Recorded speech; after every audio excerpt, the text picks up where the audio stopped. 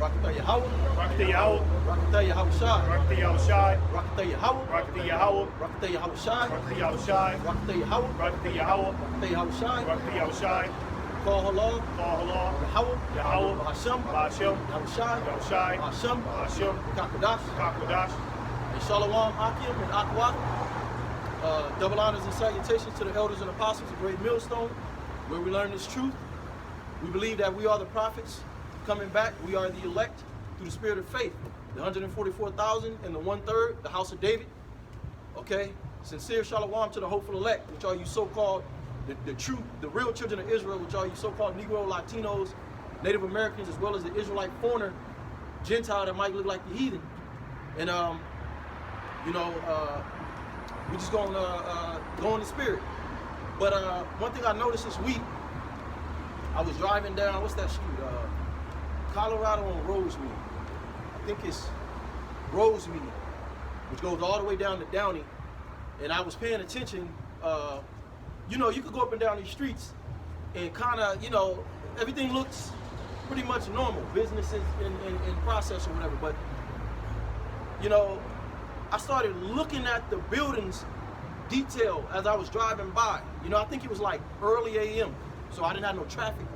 When I tell you I'm not even capping, I haven't got a chance yet, but I wanted to take out my phone and record it. Literally every 2 buildings on that particular street. And this is only that, I say about a mile that I paid attention to. So I'm sure it continues, in different cities is worse than others, but every 2 buildings, a business was shut down. Like right here in front of me, you got this lock and key, and then right next to it, it's empty. You know what I'm saying? Then you got, okay, no, that's cool. But I noticed, bro, like, I'm not even capping. I was like, damn, this whole fucking mile stretch is diminished completely. And it made me think about how these people, man, they're really in a deep sleep. You know what I'm saying? In a deep sleep to the point where it's obvious. So it made me think about what this brother said last week. He said we really gotta thank the Lord that he pulled us out of this darkness. You know what I'm saying? That hit me last week too. I've been thinking about that all week. We owe our lives. To be pulled out of darkness is a big deal. The Christian church, they'll bring it out. Okay, we're in the light, we walk in the light, and then they walk in the darkness.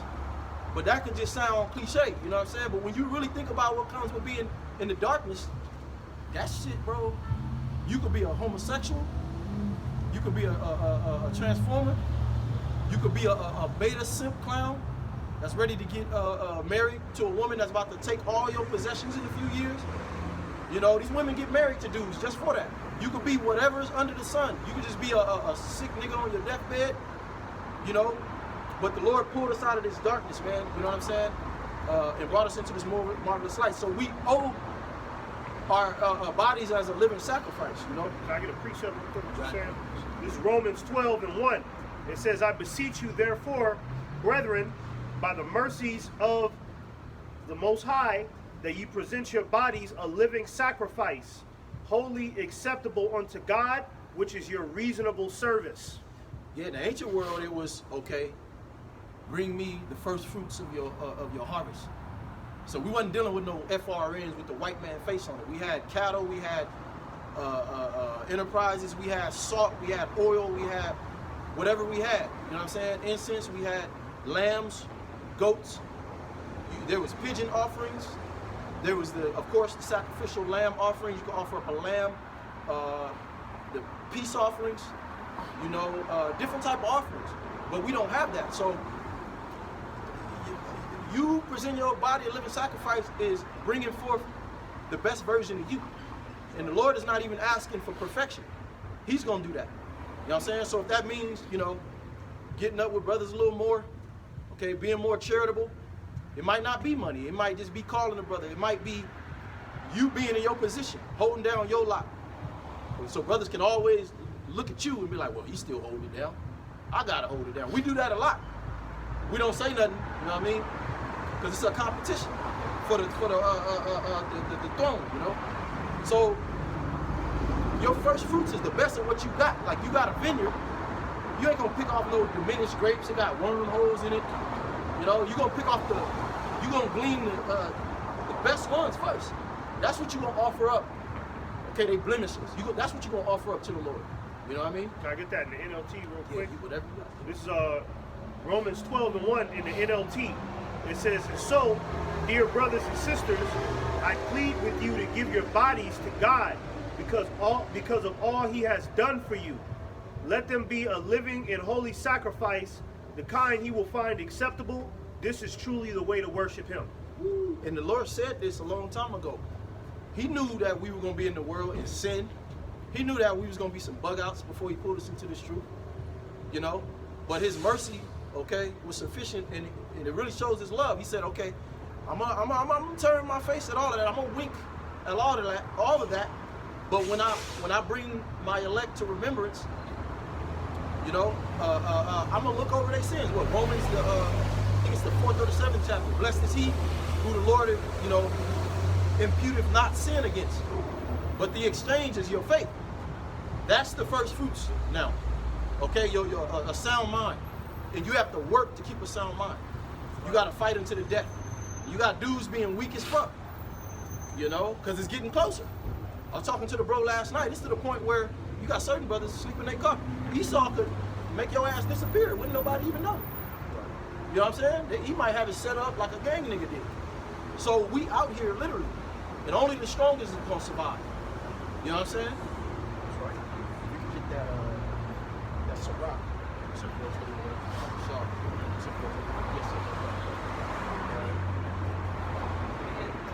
This lesson is going to be about being weak. You know, being a weak in this truth. Like the elder Muatazaki used to always say, you got to be a man before you're a man of the Lord. You know, and that don't have nothing to do with what a woman, you know, these niggas listen to what the woman got to say about your manhood or the world. Oh, you got a good job? The Lord ain't looking like that. He's looking at that. He's looking at the inner man. That's right. This is a book of Sirach 4:21. For there is a shame that bringeth sin, and there is a shame which is glory and grace. Accept no person against thy soul, and let not the reverence of any man cause thee to fall. Can you read it from the top again? Back in 21, for there is a shame that bringeth sin, and there is a shame which is glory and grace. There's a shame that bringeth sin. Can we get the scripture, just type in godly sorrow? There's a shame that bringeth sin, and there's a shame that bringeth glory. So into this truth, Yahweh Shemel Shai is bringing us low. He's brought us low. You know, He's made this truth insignificant yet, okay, above all. Okay, why? Because there's a shame that bringeth sin. You know, the people in the world, okay, their shame, you know, Jake, look at our people now. The shame that we're dealing with, being low and humble and lowly, and having a fight for the crown, because that's going to bring us glory. But the shame of the world, you know, is getting ready to bring destruction, pestilence. Lewdness is the mother of famine. Our people are already gone. Total degenerates. We ain't even got to talk about it. Sexy Red is the poster child of black culture. You know, so there's a shame that bringeth sin, but then there's a shame that bringeth correction and glory. And we're being taught, okay, all over again. You know what I'm saying? How to love one another as a people. How to come back to what Yahweh Shemel Shai designed for us. Because our people, they glory in what? Death and destruction. So we're being purged of those years of you know, that's a weakness. That's an infirmity. You know? We're getting cleaned up. Yeah, cleaned up. You know? And our people don't realize that they're in a state where they need to be cleaned up as well. You know? They're living filthy, degenerate lifestyles, and, you know, they're really a stain, you know what I'm saying? In the eyes of the Heavenly Father. And you can't save somebody like that, especially somebody who doesn't think they're doing anything wrong. You know, but you want me to read that? Yeah. Godly sorrow. 2 Corinthians 7:10. For godly sorrow worketh repentance to salvation, not to be repented. But the sorrow of the world worketh death. Godly sorrow worketh repentance, because with this truth, it comes with knowledge, first and foremost. This is a measuring stick. You read it, you're able to measure your righteousness. It's not self-proclaimed. You can say, oh shit, I was going off. damn, I didn't know you wasn't supposed to do that. You know what I'm saying? But there's a godly, what else did it say? It says, for godly sorrow worketh repentance to salvation, not to be repented of. But the sorrow of the world worketh death. Yeah. The Lord said, blessed are ye that are chastened of the Lord. Okay? You have to understand that we did wrong. We're coming back to the Lord. It was in our hearts to turn, okay, our face from the Lord. So now we have to seek him 10 times more. That's in the book of Baruch. You know? So that sorrow into the world, it produced, what did it say? I want to get the word. It said, but the sorrow of the world worketh death. Yeah, worketh death. You know, smoking, being a degenerate. Niggas getting killed every day from the dumbest shit. They can't receive this truth. All right? Because they have no knowledge. My people are destroyed for the lack of knowledge. So, for godly sorrow worketh repentance. That's why that one dude came up for 2 weeks. Because that dude was fucking through. Remember? Yeah. But, you know what I'm saying? There was still that little attachment to the world, or even that block from the Heavenly Father that wasn't allowing him to get it. You know? Or else he'd be out here. he was You in know? despair. He was But desperate. man, that dude was, that's as low as it gets. A drug dealer with no money. You know what I'm saying? That dude hit rock bottom. We was all right there before we came into this truth, but we was all in the world. We was all finished. You know, we didn't know that we was going to be this close. The Spirit was going to have us be in the camp together, us teach together. But the Lord is amazing. The Lord's mercy is amazing. I came just to get right with the Lord. I'm like, shit, I don't care if I don't meet nobody. I just want to get right with the Lord. The Lord had us all get close. You know? Can we get 2 Corinthians 12, we'll go 5 to 10. 2 Corinthians 12, and then, I still got that Deuteronomy. oh, okay, yeah, bring that out. This is Deuteronomy 18 and 15. It says, the Lord Yahweh, thy God, will raise up unto thee a prophet from the midst of thee, of thy brethren, like unto me, unto him ye shall hearken. Yeah, so, you know, the whole religion thing, this is a religion. It's a religion undefiled. It's the pure religion. You know, Christianity, all of these other doctrines are all pseudo. So, when you have the understanding of the nations table, see, the prophets were set up, Amos 3. The Lord revealeth nothing but unto his servants the prophets. You understand who the nations are according to the Bible. You understand who you are according to the Bible. You understand what a prophet's job is according to the Bible. You understand, okay, prophecy. You know, what happens is you're able to now read the scriptures in live time and have an understanding of what the hell is going on in reality. You know, and the fact that, read that one more time, the prophets are being raised up. It says, the Lord thy God will raise up unto thee a prophet from the midst of thee, of thy brethren, like unto me, unto him ye shall hearken. Yeah, out of the midst of who? The Israelites. Okay? 144,000 men. Okay, then you had a 1/3, the rest of the men, women, and children. You know, so when you understand that, you know, religion, you know, you think it's something pseudo for prophets to be raised up. This has always been since the beginning. This is reality. Prophets are here now to help you break down and have understanding what's to come, all right, in the near future. You know, and can we get that on? You haven't seen it done like this either. Yeah, you haven't seen it done Hey, like the Lord hasn't done nothing like this in our time. You know what I'm saying? Over the past, what, even, man, you kind of, when was the last time the Lord raised up prophets? You know what I'm saying? Man, that 2,000 years ago? The almost. disciples? Yep. You know what I'm saying? So you people haven't seen nothing like this. And the thing is when you go up to a camp, you ain't never heard nothing like that either.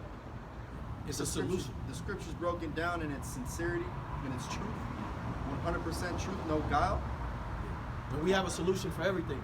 That's the thing. You should know a man by his fruits. It might be boring or whatever you might think, or it might sound crazy, but it's still a solution. In that verse to, you could get Dr. Umar, you could get all of these niggas. I don't even know these niggas' name. They got so many platforms.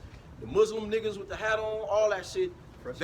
Fresh and fit. None of them have a solution for what's coming.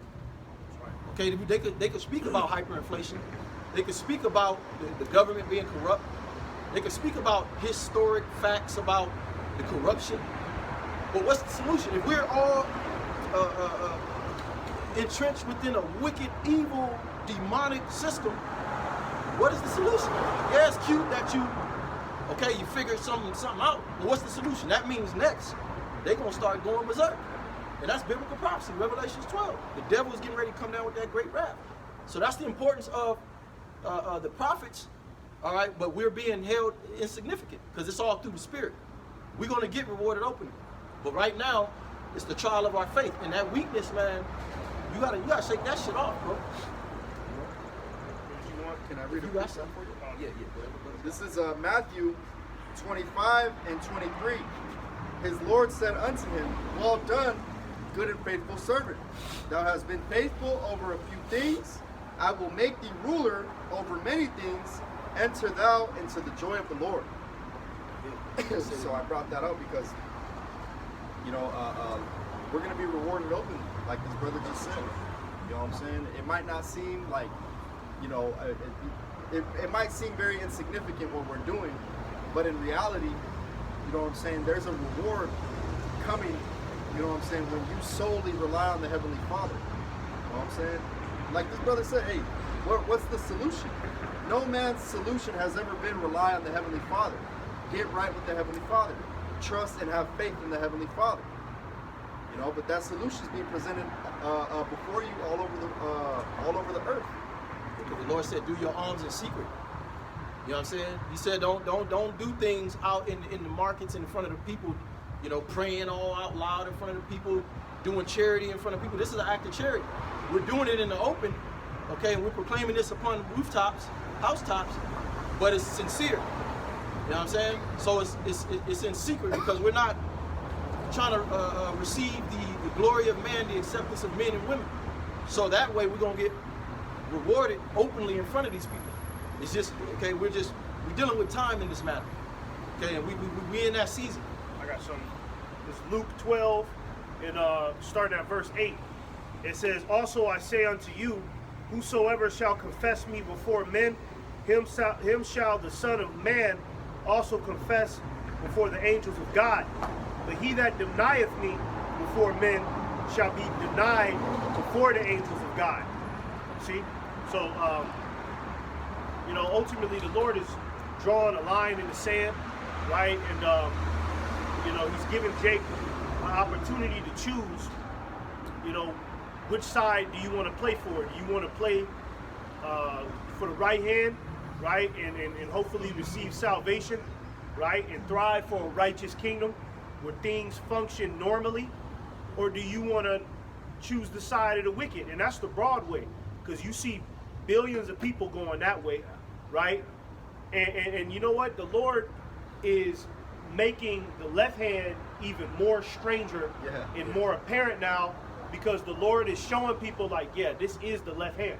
So if you want to get on this side, I want you to know you are a devil worshiper. You are choosing that side? You're choosing that because look, niggas is caught up in that whole Kendrick Lamar, Drake beef, right? But this nigga Drake just moved out of the country. Why? Because he knows something about to go down. He out of here. So all of that was just one big the same shit with P. Diddy. They did the same shit. P. Diddy moved out the country. You know what I mean? They said he went out the country right after that. You know what I mean? Bill Cosby somehow gets out of prison. Yeah. And turn back to the camera on the way out, like, And come on, bro. those are their guys. Yeah. P. Diddy and Drake. Yeah. Those are their dudes. All right, these guys are gonna be safe. Yeah. They them dudes, they jump in ship because they know something's about to happen, right? So them niggas, they know what they doing, right? They know, Drake know that whole little shit was a distraction to keep people looking this way while I escape out the back door. Because that anti-Semitism, that's a big step to counsel your freedom of speech and to demonize anybody that doesn't agree with the small hatters. They just passed that legislation, which passed like chicken grease. It passed so smooth. Okay, while you distracted, right? Anything we know who own everything, the small hats, the fake Jews. You know what I'm saying? We don't want to say too much, but now your whole, they're going to determine, all right, if you got a problem with what they got going on, we know the devil is getting ready to come down. Okay, you're not gonna be able to turn around and say, well, hold on, the Bible says this, or you know what I'm saying, the law say this. You people stray so far away from the scriptures, any type of morale. You pretty much bought all the indoctrination of the devil. So why you want to turn now? And Donald Trump said anti-Semitism should be punishable by death. So that shows you that he's turning into that draconian monster. He's slowly creeping back into that draconian monster, because a lot of people forgot Esau didn't have constitutional rights back in the day where you could go up to the courthouse and go debate your cause. When Esau was running shit in the Grecian Empire and the Roman Empire, his mentality was, you either agree with me or it's death. So Esau is going to come back to that. He's going to come back to that mentality of, look, if you don't want to get down with this, you don't want to take this mark of the beast, you know what I mean? You're still talking about the small hats, you know what I mean? You don't believe in the New World Order, we're just going to start rounding niggas up and put you to death. And that's going to be the niggas, and the niggas who get caught up by Esau with that shit is going to be the motherfuckers who denied the Lord. In the Roman Empire, they put you to death for treason. You know what I'm saying? So we're dealing with the same Edomites. Greece, Rome, America. You know? That's Can I why. get some? You got it. This is Revelation 12 and 12. Therefore rejoice, ye heavens, and ye that dwell in them.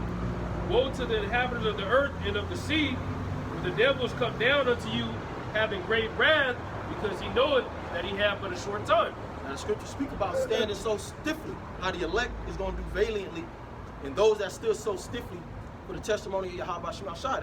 This is not for the faint of heart. Revelations 3 and 10, the mark of the beast. Revelations 13 constantly speaks about those that worship the image of the system, that want to be down with the system, and those who are going to deny its mark and its image. That's the elect. Everybody else is going to be pretty much forced through fear, the fear, the snare, and the pit. Where is that, Isaiah 24 or 32? Okay, this devil uses fear, the fear of death, the fear of being casted out, the fear of being broke. These are all of the things that the elect is getting ready to be tried with. Okay, tried by fire, but ultimately Yahweh Shemashai is in control of it all. So we want to show up and pretty much show out. You know what I'm saying? And it's easier said than done. And that's what, you know, I'm trying to bring out. Can we get that? Yeah, I got you. Okay. Yeah, got it. This is 2nd Ezra 14 and 14. I got it. Let go from the mortal thoughts, cast away the burdens of men. Put off now the weak nature. Start over, slide. 2nd Ezra 14 and 14. Let go from the mortal thoughts, cast away the burdens of men. Yeah, the mortal thoughts. Oh, I gotta go to work. I got a woman. Those things are there. That's your uniform. That's your costume. That's your Clark Kent. You know what I'm saying? You don't get overly indulged with it to where when the shit pop off, you just lose it. You start cursing the Most High. What? You know, and that's why I thank the Lord. Sometimes the Lord just strip those things from you, because you might think you can handle something, but you can't. So he'll force that upon you. You know, I'm going to take it away from you. And then when you start to settle, okay, when you endure that hardness, okay, without jumping ship, then you start bringing that understanding. Oh, this is why. You start finding out who you really are. So you can't make haste in the time of trouble, you know? And then you'll be glad. You'll be like, damn, well, I leveled up. I won't do that again. I won't allow this to enter in and be a bind anymore. You know what I'm saying? I won't allow myself to be attached to nothing I can't walk away from. Continue. It says, put off now the weak nature and set aside the thoughts that are most heavy unto thee. Yeah, the weak nature, man. You gotta, you know, and it's truth. The scriptures say, hey, the more greater you are, the more humble yourself, and the more is required of you. You know, so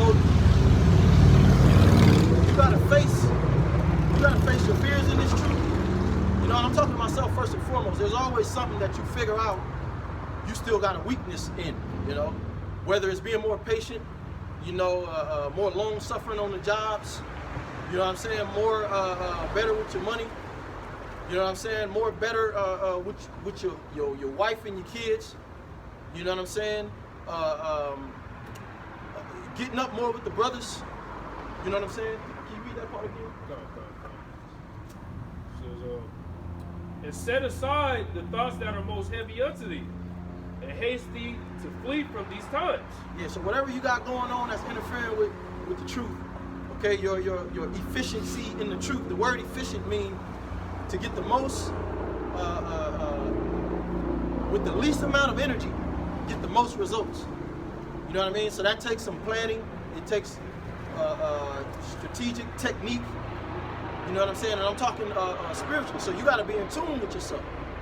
You need solo time. You gotta be cool with, you know, you can't always be needing to replace some type of comfort. You know?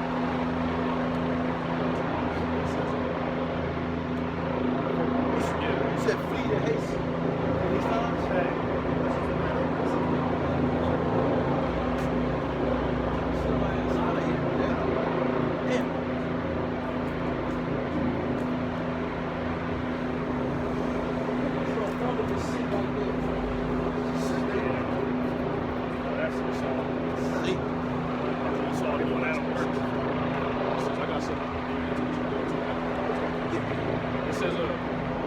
Yet greater evils than those which thou hast seen happen shall be done hereafter.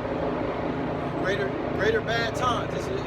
So hey, you're gonna have to be totally locked in. You're gonna have to be like a dude that's going to war and knowing he could possibly might not come back home for the greater cause. That's the mindset. And that way, okay, you're gonna find your life. Yahweh Shai is dealing with somebody like that because he gave us the best example of how to move. Don't let none of this shit stop you from your mission. It's just that this time around, we're in the rewarding season. You know, it's a time to throw down, but it's also a time to build and to laugh and rejoice too. That's literally on the horizon, you know? Okay. This is 2 Timothy 2, and I'm going to start at verse 3. Thou therefore endure hardness as a good soldier of Yahweh Shai, Mashiach. No man that warreth entangle himself with the affairs of this life. And I wanted to say, you could think you straight, but be in the most strenuous situation. You could think, oh, I got faith. I know this about myself. I'm this, I'm that. Man of the Lord. Hey, we're coming into the times where the Lord is getting ready to test you to where, imagine you praying and praying and praying, and you don't get answered. You know what I'm saying? You got to wait. You might not get answered for 3 days. You might not get an answer. Hey, some things you pray on, you don't get an answer for years. You know what I'm saying? So Yahweh Shai, and I'm not saying you're going to wait that long. We're coming into that phase where we're going to be tested on another level, but it's all controlled. Lord going to have you in a situation, and Lord, get me out of this. It ain't set up for you to just come into something. You jump in there and then you jump right back out. No. The righteous should scarcely be saved. So the Lord going to be watching you. The angel's going to be taking notes. All right, what's going on in his head? You know, are you so stuck on what you done lost or what you going through that you totally bitter against the Most High? Or are you using reasoning and you fighting in the spirit? You quoting scriptures back to those demons and Satan? Okay, you putting off that weak nature. That's all Yahweh Shai want to see, is that you're doing that. You're in the fight. Because if you get stagnant and you just wallowing, it could get to a point where, all right, he's not cut for this. Get him out of there. That could just mean put you to death. Here it is, you trying to save your life, okay, but you're gonna lose it. So it's better that you willingly, you know, make your body a living sacrifice. That way you can find life. You might get spiritual power and lightning, blow up the building. You walk out. That's not far-fetched. What you think these scriptures are here for? As an example. It's a saying. It goes, if it was easy, everybody would be doing it. You know, what we're in is, this ain't no walk in the park, man. Demons attack your mind every goddamn day. Oh, you're not really a man of the Lord. You're not doing enough. You got to be strong in the spirit. You got to stay locked in, man.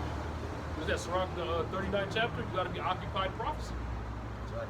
And that comes with you putting off the world. Mm-hmm. Really understand what you're involved in and weighing the balance and say, you know what? This truth is a lot more worth this, right? What I got right now, because I'm gonna have that. I ain't even gonna be able to keep up. You're not gonna be able to keep up with the possessions you have in the kingdom. This shit it's not sustainable. If you truly care about you, your family, people you love, you want to get out of here, because this devil, like the brother said, is the Lord is drawing a clear line. Okay, if you want to go down this path, you got to tap into that, put on a dress. Yeah. You got to tap into making it look like you a homo just to get the bag. You got niggas like these celebrities, they getting up there with pink skirts on and on concert switching. That's what they got to do. It's become freaky now. It ain't even cool to be popular and get success in this world, even on a smaller level, man. You know what I mean? Let's just talk about corporate America working at one of these regular jobs, man. You gotta snake the next nigga out. You know what I mean? You gotta snitch on your coworker so that way you could become the lead supervisor for that shift. You know what I mean? You gotta just all the way sell out to whatever folly this world presents you, man. You know, in all aspects of this shit, from the top to the low. Yeah. So if you choose this world, I mean, you getting ready to pay the price, man. That's why I seen that video bros put in the group where that dude, who was that dude from, like Europe or something, man? Russia? Edomite dude. He was talking about it's time for America to pay. Yeah. Remember he was sitting there and he was saying like, all of y'all motherfuckers in America, y'all niggas been cheering on perverseness. You know what I mean? Motherfuckers been getting killed all around the world by the U.S. military. You Americans was right there. Hey, yeah. Kill his ass. You don't even know who that dude is. You don't know that dude's family. A lot of the times, these motherfuckers will be fighting it back against America being the right. Yeah. You know what I mean? And here your American faggot ass is. You just siding with the U.S. government that they should die. You know what I mean? You don't even know them. So, you know, at this point, choosing a world is all out demonic. You know what I mean? That's a slithering, weak, follow the leader's spirit. You know, because these people have a ideology in their mind about Satan. Well, God is the mean one. Satan wants you to be able to have fun. But look at society. That's why I said these people are asleep. It's up to the elect to get it and to just hasten this place to be destroyed, because people are overlooking the abundance, you know, the significance of family, okay, morale, substance, freedom, sovereignty, land. You know what I mean? Niggas buying apartments. You know what I'm saying? You can have land and get past that down to you. You know, so the Lord is trying to liberate, but that's only gonna be for the elect, man. Because you people are in deep sleep. That's why the scriptures say, oh my bad. No, go ahead. That oppression maketh the wise man mad. You don't even realize that you're oppressed, and these boxes that this brother's speaking about, these apartments, crammed up. You know what I'm saying? 25 different families living in a little box. You know what I'm saying? And you can't even afford it. You know what I'm saying? And let's just use the logic of the book of Satan, right? Because like the brother said, you know, Esau has framed these people's mind to think that God is he's the unfair one. He just wants us to follow rules and stay at home and be a good wife. That's boring. Okay, but when you think about the logic of Satan, right? The church of Satan, the book of Satan, is do what thou wilt and just have fun. How does that benefit the planet Earth? Doing what you want and just having fun and living carefree. What about the animals? How do you keep the water clean? You know what I mean? What about the children? The book of Satan talks about nothing like that. It's just a bunch of spells and a bunch of YOLO material that you poison your mind with. You know what I mean? The only thing that makes sense and that covers all bases of humanity is the Holy Scriptures. That's the only thing that makes sense. But you people, you've been conditioned to hate the discipline that the Lord, issues out there. You know what I mean? That's why when you bring up God, you don't even want to bring that up to a nigga now, because you'll lose a friend. They're weak-minded. They can't. How you can't stomach what God? What about order? What's so fucking? Why can't you stomach that?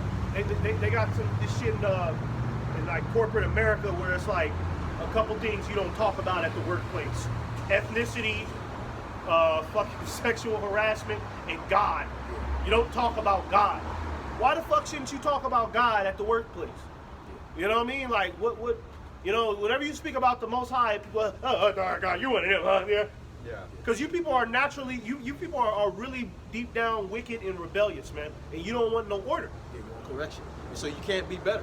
And so you like that woman in I don't know if that was New York, in the Bronx, where she was walking like a zombie. Like, it's late. The Bronx, I seen it from a distance, and that shit looked like a horror film. Like, I wouldn't even be walking through, but she was walking through just like nothing was going on. Idiot. Dumb. She looked like she had a limp on her leg too.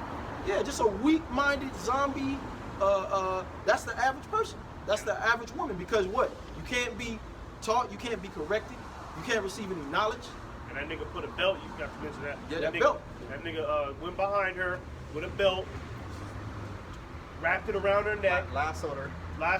Around her neck, drug her, and she was passed out within seconds. Yeah, she was through. Nigga, and he didn't even take her to an alley. He took her right in between some cars on the street and just pulled her pants down and raped her. But that's the average American. They don't have any circumspection. You know what I mean? Motherfuckers don't be looking behind them and checking things out, especially women. They think can't nothing happen to them. And that comes Been in with America too long. That comes with the knowledge of these scriptures.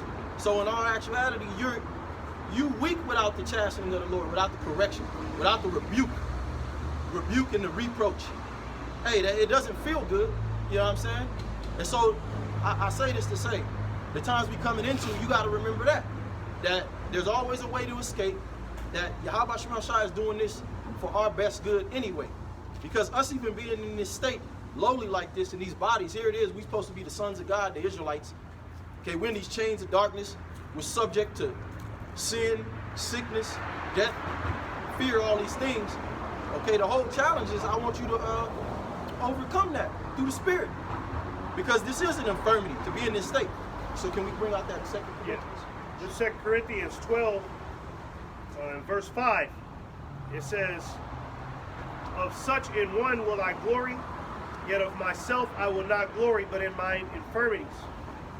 For though I would desire to glory, I shall not be a fool, for I will say the truth, but now I forbear, lest any man should think of me above that which he seeth me to be, or that he heareth of me.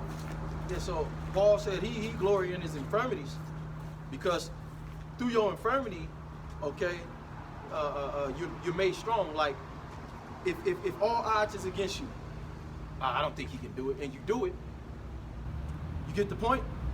Yeah. He ain't got no, you know what I'm saying? Nah, not him. You know? So that's the whole gist of the battle. Can we continue?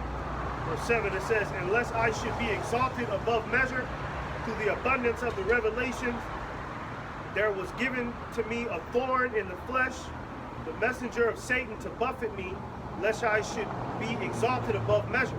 Yeah, so this is a thorn in the flesh, this burden we have, mainly. And that boils down also to being sickly and stuff like that. But overall, as a people, we sick right now. Yeah. That's why 2/3 of our people got to be destroyed. And only a small remnant of the Israelites are coming back. Okay, and these heathens, they destroyed. All these heathens that have been looking down at our people, okay, for all this time, okay, that's all the infirmity. You know what I'm saying? Can we look up the word infirmity, Simone? And it says that, you know, we don't want to be exalted. The reason why we have this thorn, so we're not exalted over than what we should be. Hey, we the Israelites. Okay, but Yahweh Shema Shai gave us that chance. He set us up, and I got a scripture for that. Can somebody hold Ezekiel 16? Let me see what verse. Just hold that real quick. I got infirmity. This is infirmity in the Edom Online, and it says disease, sickness, lack of capability, weakness. Yeah, we don't want to die. We don't want to be sick. We don't want to have to go through Jacob's trouble. We don't want to have to adhere to oppression. We don't necessarily want to come out here and teach and speak to you people. We want to just go straight to the kingdom and get that upgrade. You know what I'm saying? But so that we don't get beyond ourselves, you know what I'm saying? You see a lot of guys get proud. They get this truth. They get proud. You can't tell them nothing. All right? And they start using the spirit for a cloak of maliciousness. Right. So the Lord will snatch that spirit back, man.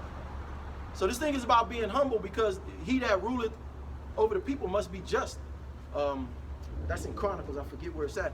But let me just break off real quick and get. Can we get Ezekiel 16 and 14 real quick? Because we had that shot, and I'm gonna show you what we did with it as a people. Hey, we are the greatest people. When you go into history, see, you learn history today by the so-called white man. This nigga done lied about who we really are. You just know about Mike Tyson and LeBron. You see the little, all that entertainment shit. That's weak. But when you go into the history, hey man, we were the greatest people ever to live, man. You know, we taught these so-called, you know, they give martial arts to these so-called Asians. Our people came up with that. You know what I'm saying? Right. This is Ezekiel 16 and 14. And thy renown went forth among the heathen, for thy beauty, for it was perfect through my comeliness, which I have put upon thee, said the Lord Yahweh. The renown, men of renown, like great men. Like you think about a man, Mike Tyson, and you know, it took fearlessness for him to do what he did. It's not an easy thing to get socked all up in your mouth, okay? And he did it with aggression. He did it with zeal. You know, so it says, and thy renown went forth from among the heathen, for thy beauty, for it was perfect through my comeliness, which I had put upon thee. Let's go back now. Read that through 17. Verse 15. But thou didst trust in thy own beauty. Yeah, you trust. Yeah. Oh, remember in the 90s? Now I'm gonna use this as example to the 80s, the 90s, the 70s, where so-called black people were looked at. Okay, we came out of slavery, right? We came out of slavery. We went through the era of the civil rights and all these different things, and then you get to the 80s and the 90s. I remember it was so easy getting any kind of woman, Asian, whatever, because Jake was being kind of renowned. You know what I'm saying? Like all the TV shows, the best TV shows ever, so-called Negro, Latinos, Native American. The music industry, hey, we had that shit on lock. You had Michael Jackson, had bitches fainting on stage. You had all the R&B singers. I used to get so much box from any type of woman I wanted, because the first thing they said, oh, you know what? He's black. You know what I'm saying? So we had and I say this to say, look at our people just in that small span of time. From then to now, these heathens don't even want to be around you. Okay, because you took that salt, okay, the blessings that was given to you from on high, and you used it for maliciousness. You let the so-called white man use it. Yeah. That's really what Jake, you let the so-called white man take your salt, right, and put it on his Corporate. on his goddamn unseasoned chicken.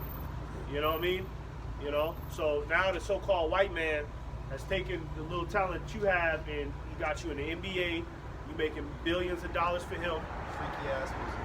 He got the music. He got you in the NFL. You know what I mean? He got your women. I mean, he got your women all the way turned out. You ain't even. These ain't even your women no more. He didn't strip your woman away from you for good.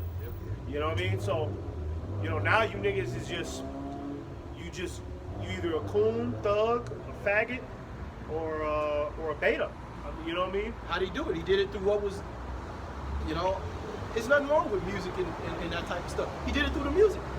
If you trace all the way back to the 80s to the 90s, you see the music change. That's how the women learn to take off their clothes a little more. Look at that girl when he plays Duke song. All that shit. You know? I got something. Can we finish that though? I just want to make a point. Can I get this really quick? Yeah. Jeremiah 4:22. For my people is foolish. They have not known me. They are Sodom's children, and they have none understanding. They are wise to do evil, but to do good they have no knowledge. Because you're not seeking knowledge. Hosea 4:6. My people are destroyed for the lack of knowledge. Because you ain't seeking after knowledge, the Lord said He's gonna forget you. And look at our people. You know, we came out of hardcore slavery, so Yahweh Shemeshai had mercy on us. Okay? We had a little stretch. You got all consumed into America. You forgot that this was the land of your captivity. And then the so-called white man used your gifts from above and made it evil, now you're being stripped. So can we finish off that through 17 and then just hit 1 and 2? And then that's it for that. Ezekiel 16 and 15. But thou distrust in thine own beauty and place the harlot because of thy renown. Yeah, you played the harlot because of your own beauty. You know, hey, everybody was digging you. Bitches used to tell me, oh, you look like that guy from Jagged Edge. And I got all kind of pussy, man, off Jagged Edge, man. Feel me? It says, and poured out thy fornications on everyone that passed by his it was. Yeah, to the heathen. Here it is. Oh man, I done seen some shit. My aunt and them, they owned a group home where you had regular, these wasn't mental patients. But I remember it was these 2 dudes, they was from like some Filipino. Back then, everybody was trying to be black. I remember that. Everybody. You don't see that same narrative. Okay, so we used that renown that we had, okay, and fornicated. You started dabbling into, you start getting proud. Oh, we just great, we got it. And you see that the Negroes still try to do that with the Northern Kingdom. You know what I mean? That's why y'all niggas, you getting your ass whooped all into these sports. Those are Israelites too. You know? Verse 16, and of thy garments thou didst take, and deckest thy high places with diverse colors, and placed the harlot thereupon the like things. You know, that reminds me of black culture.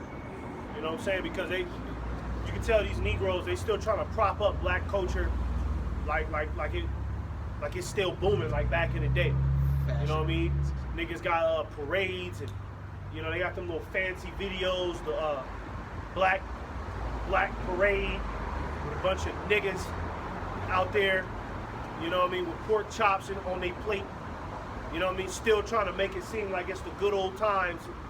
You know, black people are still strong and unified.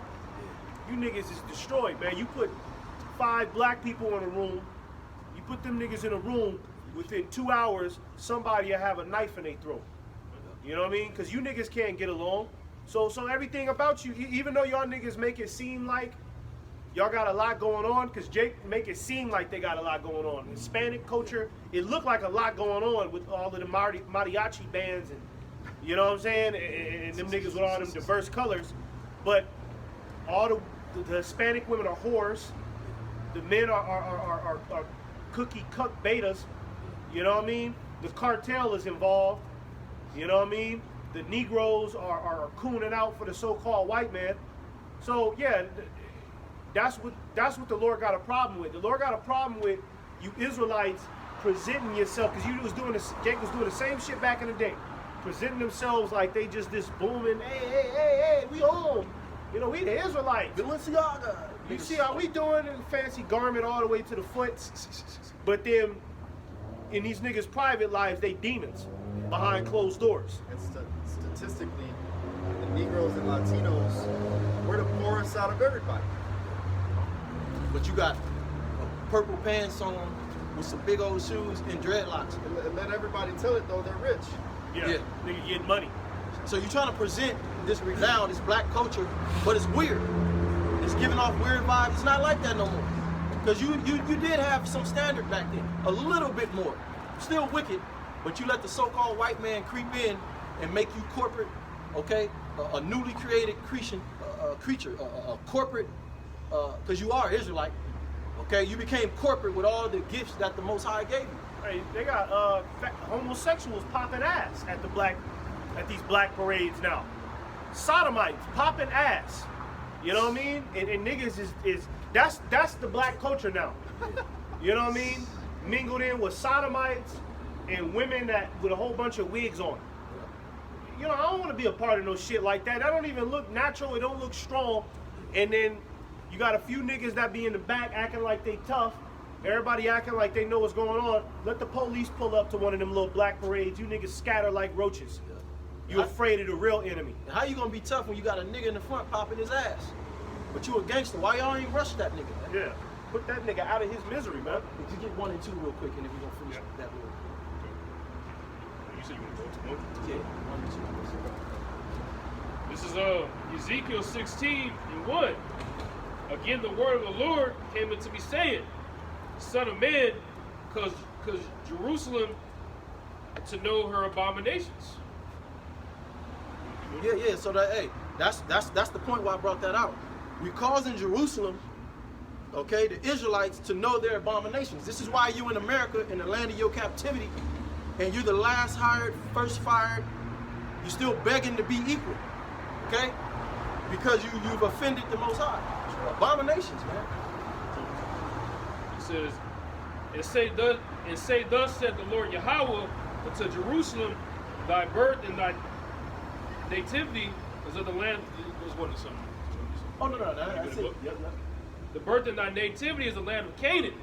Thy father was an Amorite, and thy mother a Hittite.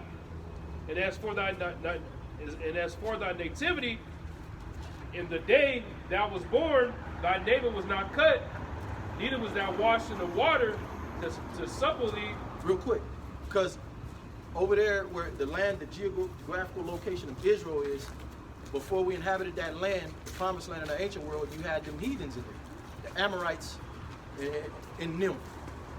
You know what I'm saying? And we were known, when you go into the Hyksos history, when you go into that history about the whole Egyptian history, we were known as nomads, or what do they call it? People that just scatter the land. They just roam the land. You know, I forget the term, shepherd people, right? So it said, you know, our nativity, the Lord found us. Read the part where it said He found us in blood and stuff like that. You just went through it. Oh, the water. It talked about the water.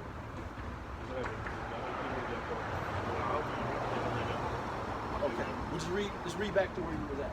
Not totally finished the time. I'm going to take 2. Okay, that's right. This is Ezekiel 16:2. Son of man, because Jerusalem to know her abominations, and say, thus said the Lord Yahweh unto Jerusalem, thy birth and thy nativity is of the land of Canaan.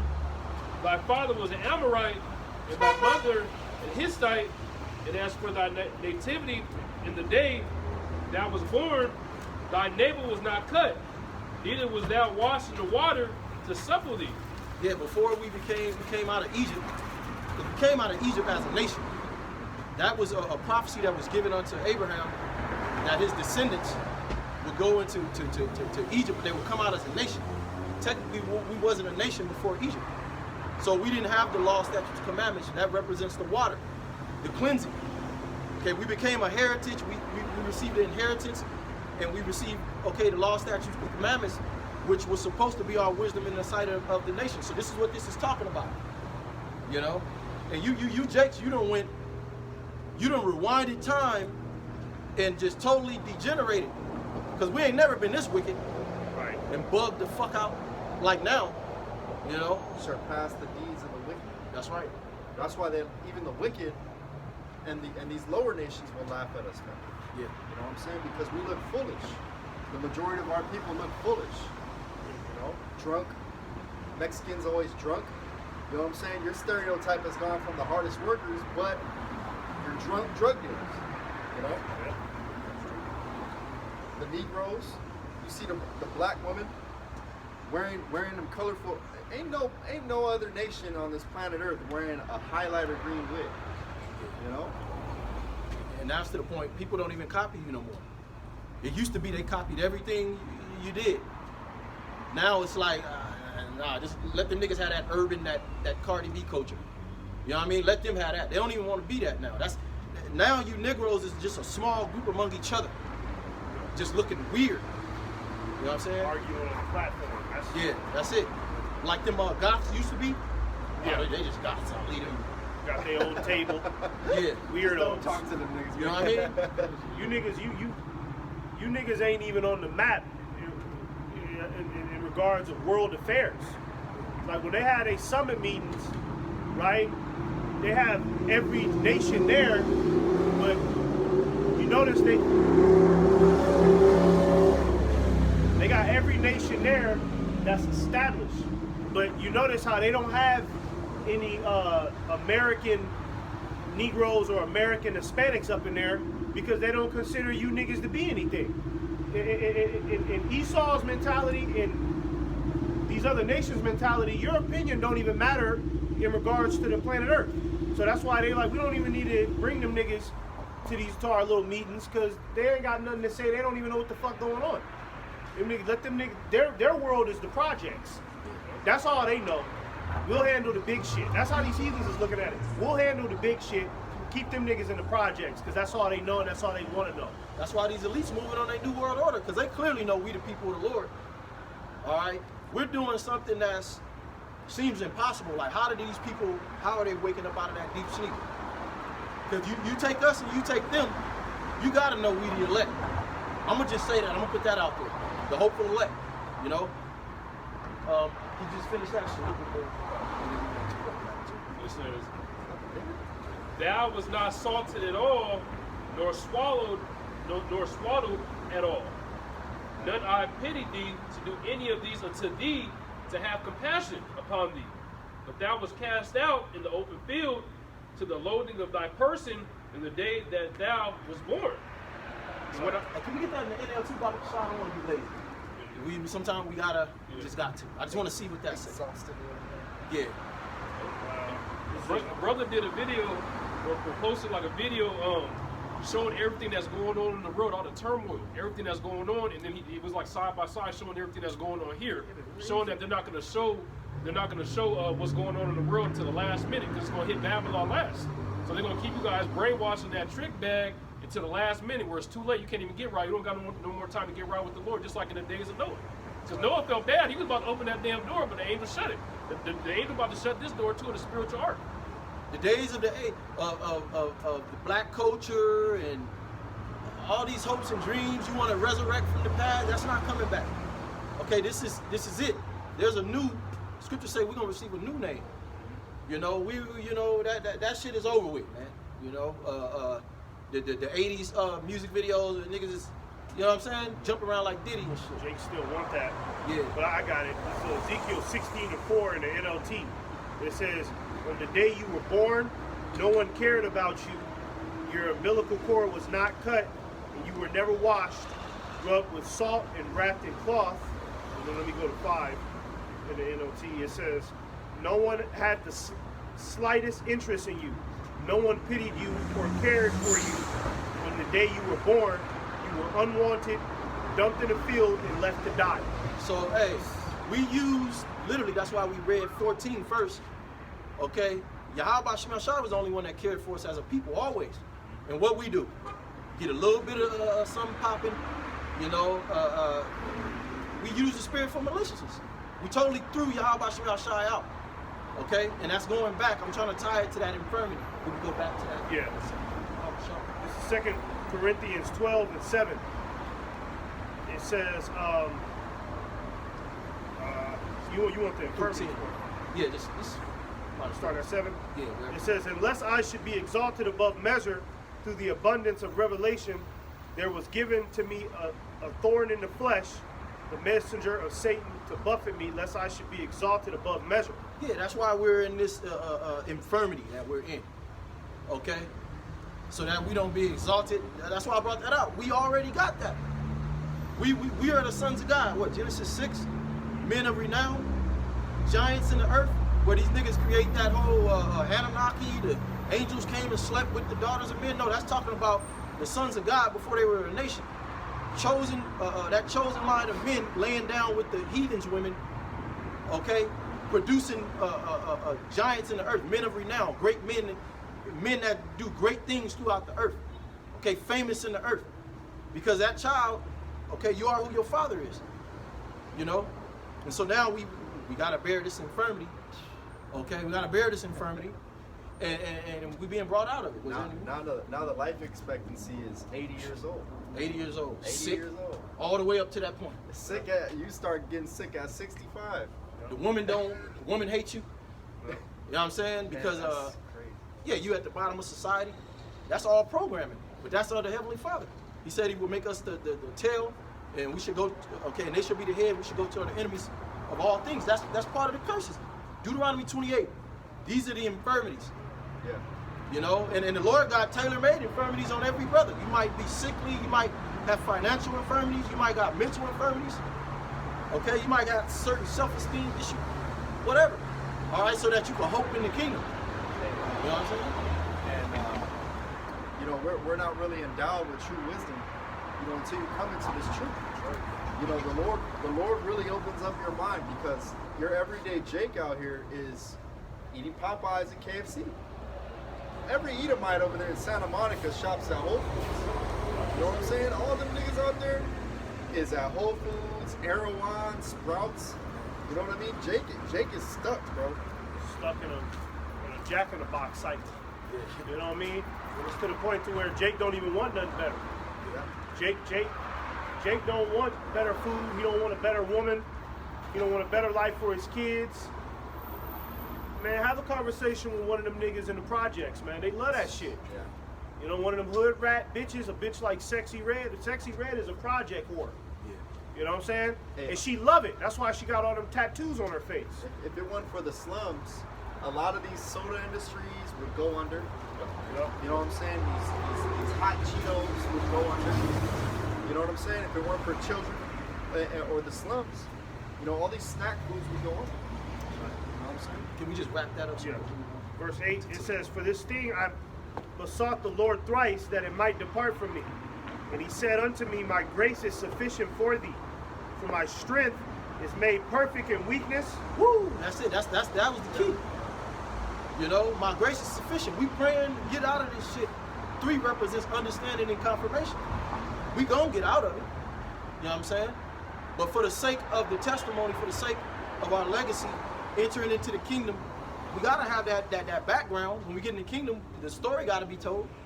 It says, in our strength, can you read that part? It says, "My grace is sufficient for thee, for my strength is made perfect in weakness." Yeah, the grace is the favor and its truth. Shalom. You know, the grace is the favor that we've been favored to receive this truth. Many are called, but few are chosen. Okay? And read that one more part one more time. It says, "Most gladly, therefore, will I glory in mine infirmities, that the power of a Mashiach may rest upon me." Yeah, so we got to learn how to glory in this state we're in. It's going to get a little worse. Okay, but the morning is literally on the horizon. Because our strength, you know, when you are weak, you know, we're in a weak state. So what Yahweh Shemel Shai going to do for us is prove that strength. You just read that part. That's really what I want to get. I don't want to quote it about the strength. Oh, okay. It says, "For my strength is made perfect in weakness." Yeah, my strength is made perfect in weakness. So you got to be, hey, don't be surprised. Don't think it's strange when these fiery trials shall befall you as if some strange thing happened. You can't lose and give up. What you going to go back to? You're only going to have worse conditions. That's why we read it. You know, Israel, they go back. Oh, man, it's too. We don't have what we want, man. We wanted chicken. You know what I'm saying? We wanted this. Well, nigga, ain't you still eating? Right. Don't you still have a car? No, nigga, I got to get the Lambo. Nigga, I got to stunt, nigga. Trade the Lord in for a Lambo. Hey, Judas Iscariot, man. You know, keep that in mind, man. He, how many pieces of silver? 30 pieces of silver, right?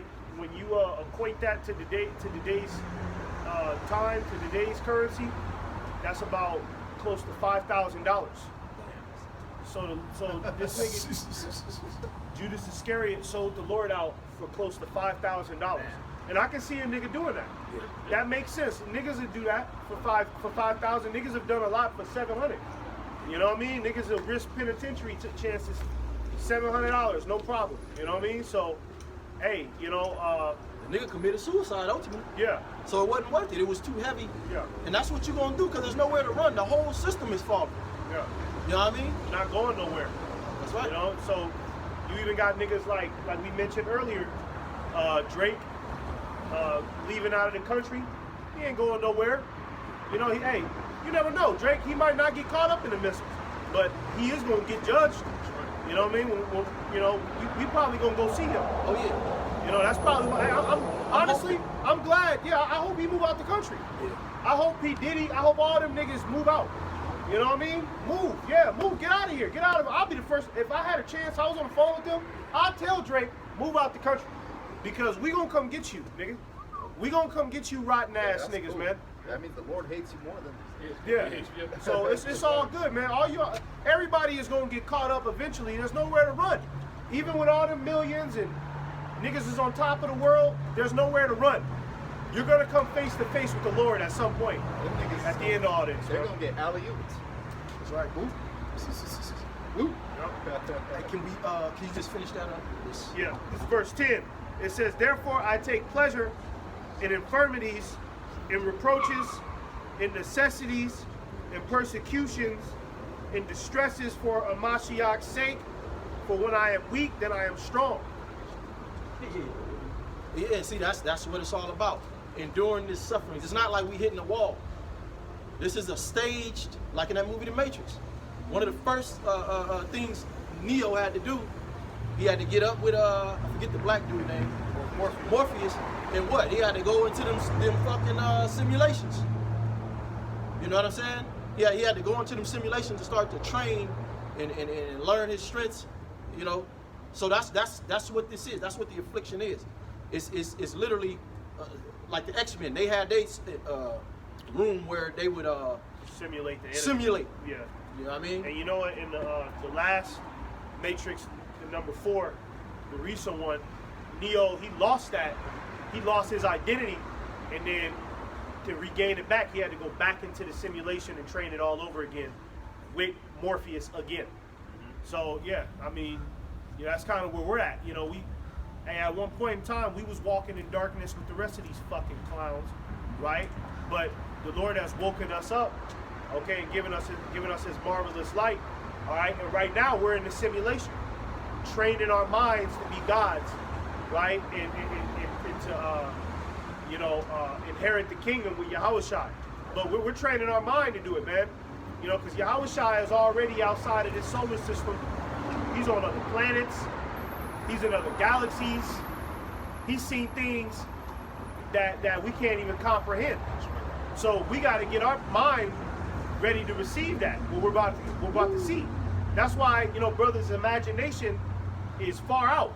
You know what I mean? Like, how the kingdom gonna be like this, the kingdom gonna be like that. Man, I can't wait, man. It might be this over there. The average person ain't thinking like that. The average person is their mind is only predicated to what they see in this tangible world. The 50-cent raise. But our Lord, yeah, the Lord is getting our mind prepared to see things that can't be comprehended with the human mouth, man. That's right. I got a precept real quick. Galatians 6 and verse 9, and let us not be weary in well-doing, for in due season we shall reap if we faint not. Yeah, this ain't the time to faint. You know, because you got, the Lord is just going to start kicking dudes out of here, man. You know, this is the time where the Lord is just going to start kicking dudes out of here. And, you know what I mean? A lot of dudes is getting ready to be cut off because they too fucking weak. You know? Some dude's been in this thing, some dude's been in the truth, and his whole experience in the truth has been him owning an apartment. He's had an apartment when he first came into the truth, got a car, his credit is up to date, he catches hell here and there, but he's always kind of been stable. Watch when the Lord start taking this shit away, a lot of them jakes is gonna give it up. You know what I mean? So hey, you might even see dudes that, you know what I mean, that was out there preaching, going hard for the gospel. He in line to get the chip. You know, he walking in line to get the chip with his head down. He gave up. You know, what we're doing is really very valiant. You look at the movies where you had a good guy, the bad dude will put a gun to his head, and then he'll be like, "Pull it, motherfucker." He won't even have nothing. And then the dude will see that valiance and be like, he'll pull the gun down. Yeah. We coming out here with no weapons. Yeah. We calling out the elites, the ones that's getting ready to kill you. You people walking around, you people born in vain, the elites. It got an extermination policy out on you, and you're clueless. You know what I'm saying? And these people in this society, they're exonerated as what? Smart, educated, totally clueless to the evils that's growing around them, man. You know. This is Ezekiel 3, and I'm gonna start at verse 20. Again, when a righteous man do turn from his righteousness and commit iniquity, and I'll lay a stumbling block before him, he shall die, because thou hast not given him warning. he shall die in his sin, and his righteousness what he had done should not be remembered, but his blood while required at thy hand. So basically, if you in the truth and you're a righteous man, you give up, you get weak. All the righteous shit you've done, the Lord's gonna forget it. I've been out there 10 years teaching, but you go back, you become a coward and a punk, and go back in the world. The Lord's gonna destroy you, man. All the righteous shit you did for them 10 years is done away with, because you're just as good as your last work.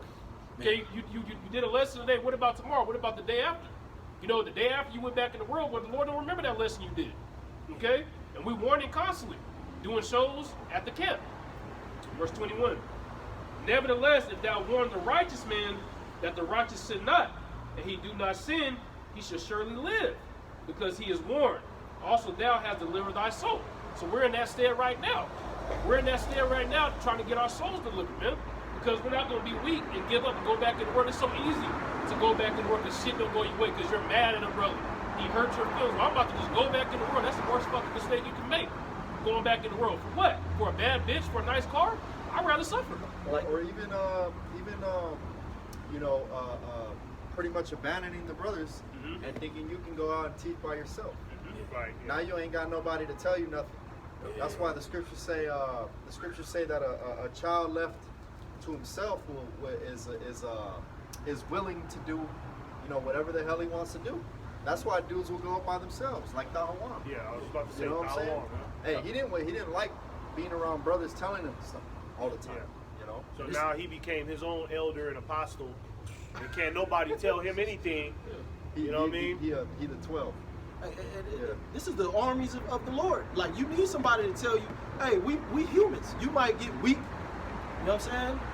You might get a little. You might not even catch it that you're going off, or you're not where you need to be in the spirit. Like, you go out onto the battlefield. You got a brother right here, a dude up there. He could catch the enemy and pop his ass before he gets to you. You might not even been paying attention.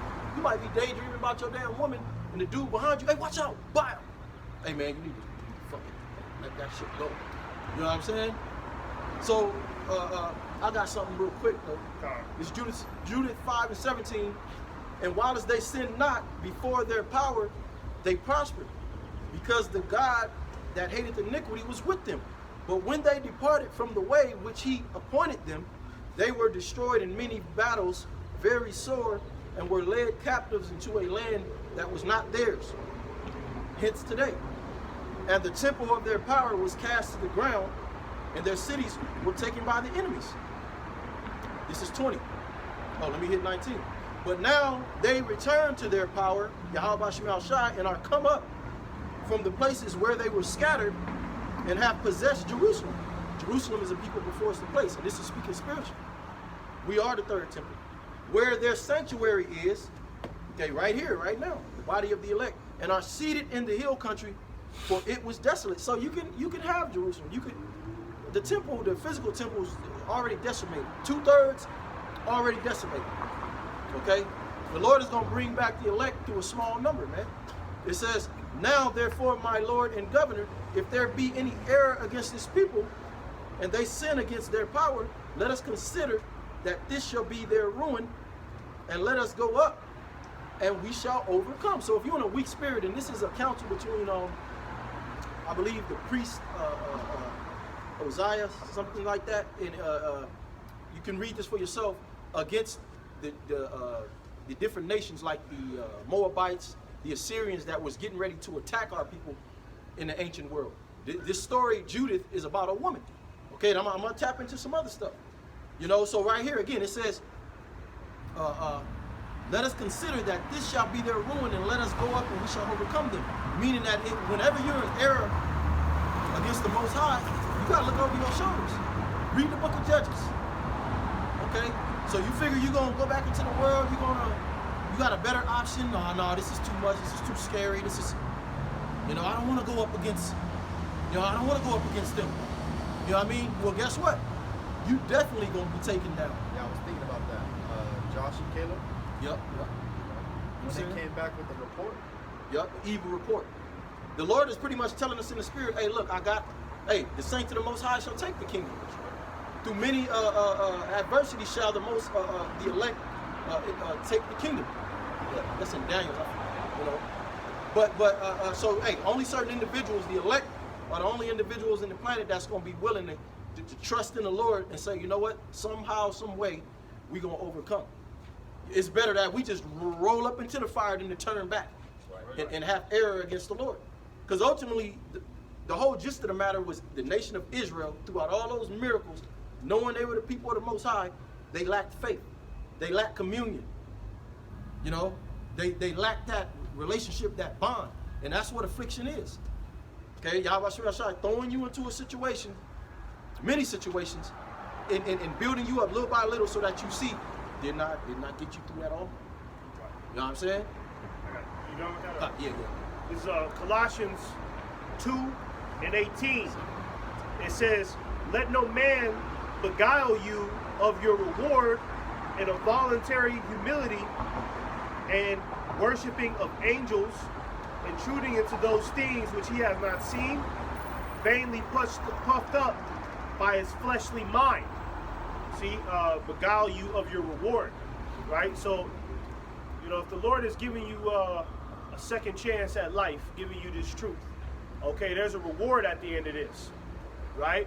But you being careless, you being weak, this world can snatch that reward away from you, man. Right? A nigga can convince you to smoke the blunt in his back seat, your reward's gone. You know what I mean? That woman who told you it's all good, my boyfriend, he ain't home today, and you go over there and just go lay down with her anyways, your reward is gone. You know what I mean? So the Lord said, don't let no man beguile you out of that reward, man. You know what I mean? The scriptures talk about holding on to your crown, right? Because this truth, this is the crown. So you got the reward is in your hand. You got it. It's just all about, can you keep it? That's the game we playing. Can you keep this, right? And then it talks about being puffed up with the fleshly mind, because the fleshly mind is going to tell you that you don't need this truth. The fleshly mind is going to tell you that Yahweh Shai is not coming back. That's 60 years from now, I'll be dead. You know what I mean? No, there's no World War III is not going to happen. That's the fleshly mind telling you that bullshit when it's right in front of your face. You know what I mean? You know how they say the mind is a powerful, what do they say? Powerful thing to waste. Yeah, there's something, but they talk about like how the mind is powerful. You know what I mean? How your mind is more powerful than what you think. Because your mind can convince you something is not there when it's right in front of you. You know, your mind can convince you, oh, I'm in a dark room, I hear spirits. There ain't nobody in the room with you, but you just, I hear something. You hear that? It'd be your mind playing tricks on you. So don't let your mind overshadow, okay, the work that you're supposed to do for Yahweh Ba'Shem Yahweh Shai. The scriptures say the heart is desperately wicked, right? And deceitful. You know what I mean? And the flesh is constantly chasing after that dopamine hit. Right. You know what I'm saying? So you got to avoid those dopamine hits at all costs. They say when you when men watch porno, that's dopamine hit, but it's short term. You know what I'm saying? You go and get high, right? That's a dopamine hit. You know what I'm saying? That's a pleasure of the flesh. A lot of niggas who smoke weed, I used to hear it all the time in the world, and I used to do it too. He got the blunt in his hand. I gotta stop this shit, bro. Fuck. Miserable. After nigga be like miserable, like, oh fuck, I gotta stop drinking so much. I gotta stop doing these damn drugs, bro. I wanna stop. Life together, cuz. But it's niggas chasing a dopamine hit. You know what I mean? So it feel good in the moment. Oh, roll that up, bro. Roll that up. Nigga go to the little dispensary up the street. Hey, get the blunt, nigga. Backwoods, nigga. Churches. Roll it up. Roll it up. That shit is like a high. Like that's a high in itself. Before you get to the wickedness, that's the high. Oh, like, yeah, I'm about to rob this nigga. There's a whole fucking... nigga. Ooh. And then once you do it, nigga behind bars for 25. You know what's gonna make you higher than that? The kingdom. Yeah.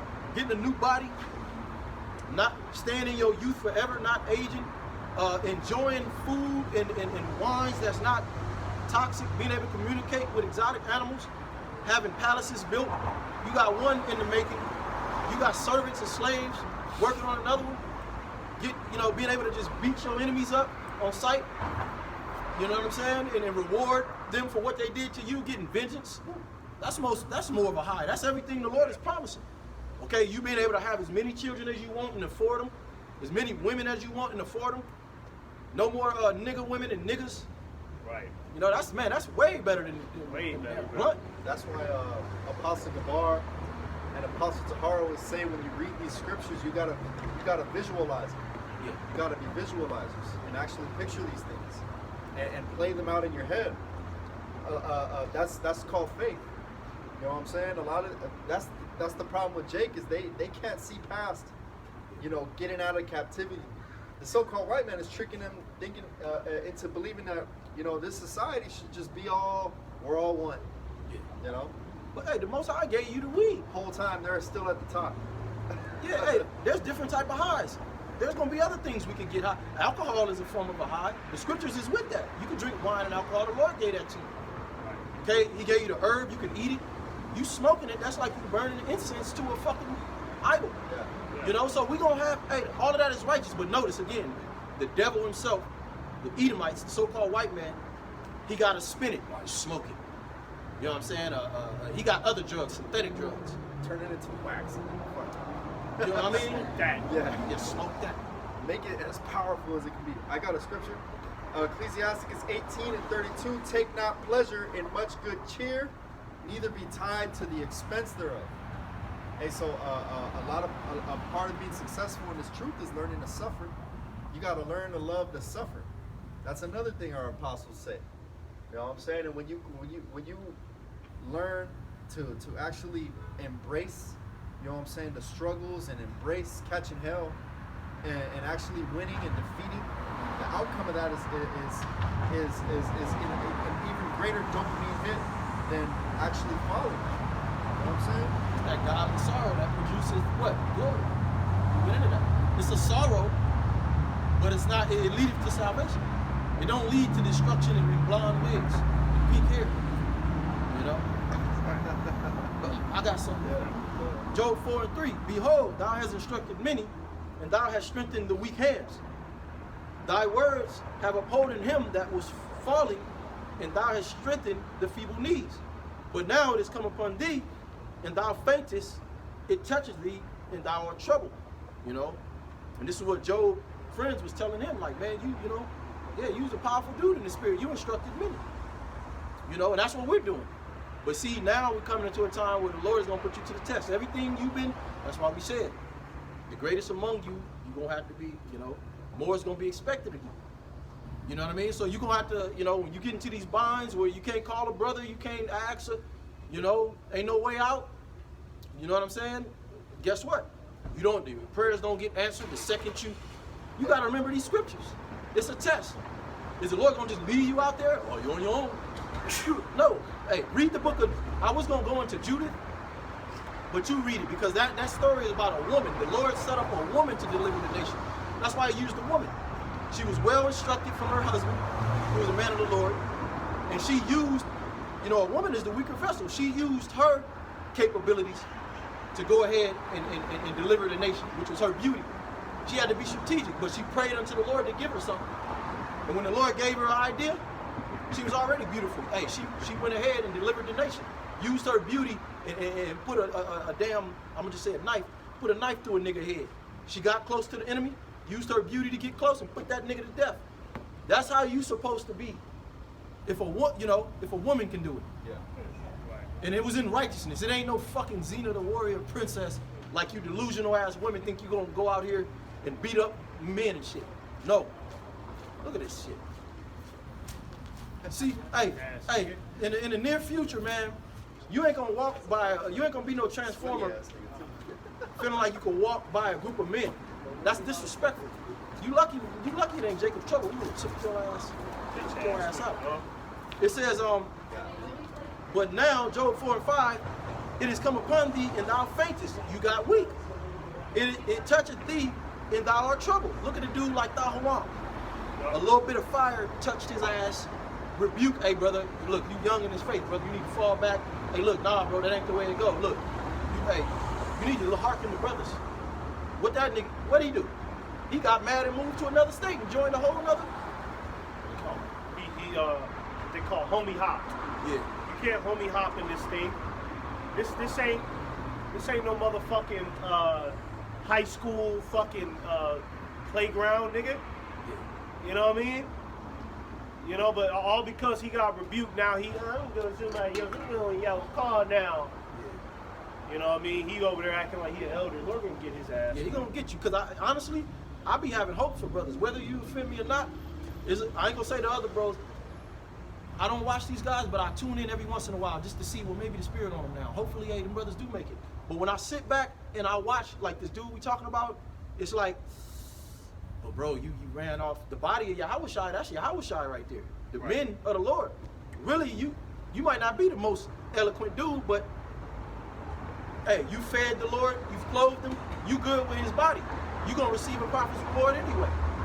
Because you good with Yahushua's men. That's not an easy thing to do. You know what I'm saying? Because what? This thing is about iron sharpening iron. We rebuke each other over here. We don't just, hey brother, forever. Nah, man, we see you going off, you go off, we're gonna tell you right away. And we're gonna look out for your soul. We might have to counsel in the spirit with the Lord and with other brothers, and then, hey brother, you need to sit out for a second. You need to get your mind right. You need to, you need to leave that woman alone. You need to scrap that idea. That's the Lord delivering you, man. Right. Let me just finish this part. It says, is not this thy fear, thy confidence, thy hope, and the uprightness of thy ways? Remember, I pray thee, whoever perished being innocent, or where were the righteous cut off? So, if you just trust in the Lord, you're not going to be cut off. You might, you're going to get weak sometime. And the weakness I'm talking about is the flesh is weak, but the spirit is willing. That don't mean you're going to stay weak. You know what I'm saying? Because the Lord ain't going to forsake you, man. Hey, Yahweh Shemashai may set it up to where you already waiting on him, and then you like, damn, it can't get no worse. Then it get worse. The Lord got another way to escape. I forget where that's at. You know? The Lord gonna set up another way to escape, even if it's unto death. Because what? You got that body that's laid up in heaven waiting on you, like Paul said. And see, here on the earth is the place of judgment, so we bound by time, 60 minutes, 60 seconds. When you cross over, you might cross over without even recognizing the damage done to the body. Guess what? There is no time. So, pew, just like that, you on the ships. Literally. You gonna wake up like you took a nap on your lunch break. You didn't even know. You're like, fuck, I'm 10 minutes late.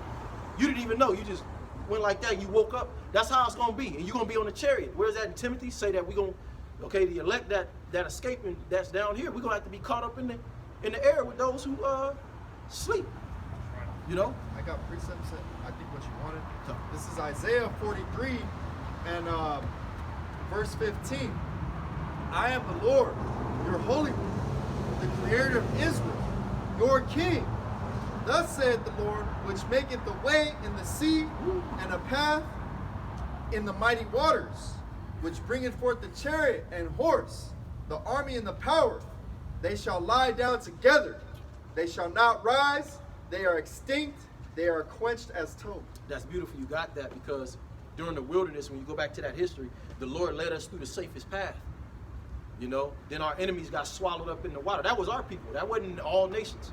And I was just watching something yesterday. There's literal, this Edomite was showing you right before the Exodus crossing, that rock right there. Okay, he proved that where the scriptures talk about the chariot, causing a fire to come between Israel and the Egyptians. He showed you the location, literally where that happened. And he was like, look, you see this? Only by extreme heat could you melt this, because the type of rock that's at that particular spot is it's almost like cement.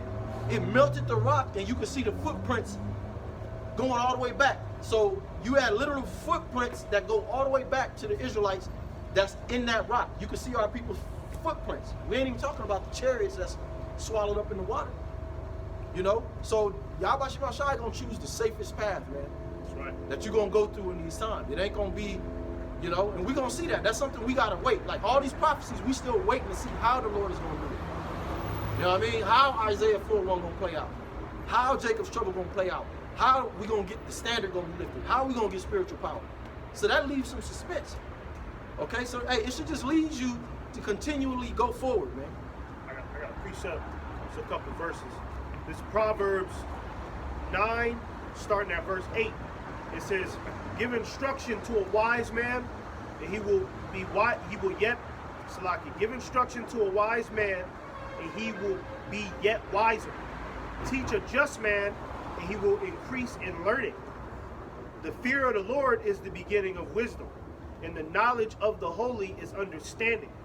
For by me thy days shall be multiplied, and the years of thy life shall be increased."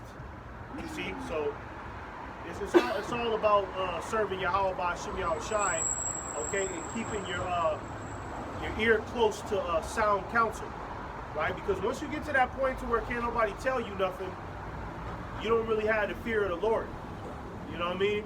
Because you're supposed to look at every brother around you as a Conduit. a conduit from Yahweh Ba'Shem Yahushai. You know what I mean? So if a brother is telling you something, hey, brother, you need to do this, clean this up, get this right, get this going. You know what I mean? And then it just go one ear out the other. Okay, ultimately, you don't fear the Lord, right? Because, well, how did you expect the Lord to get the message to you? You know what I mean? To give it to you, every rebuke, every correction needs to go through a dream? No, it's going to come more than likely through the mouth of one of his men to tell you to clean yourself up.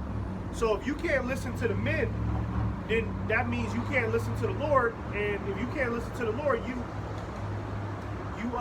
don't have any fear. You know? And then it talks about by him, that's how your life and your substance will be increased. See, Jake is looking for some type of increase in this world. You know what I mean? If I just stack 10,000, get this business off the ground, that'll change my life. Every nigga coming out with a platform now talking about if you 30 or if you 25 and you ain't got 10,000, you ain't got 20 saved, you already through. Hey man, and these guys don't know. Okay, you look at the comment board. Yeah, that's right. So tell me how you did it. Okay, everybody is going to get ready to go back to a reset. There's getting ready to be a great reset. You got the so-called white man telling you that.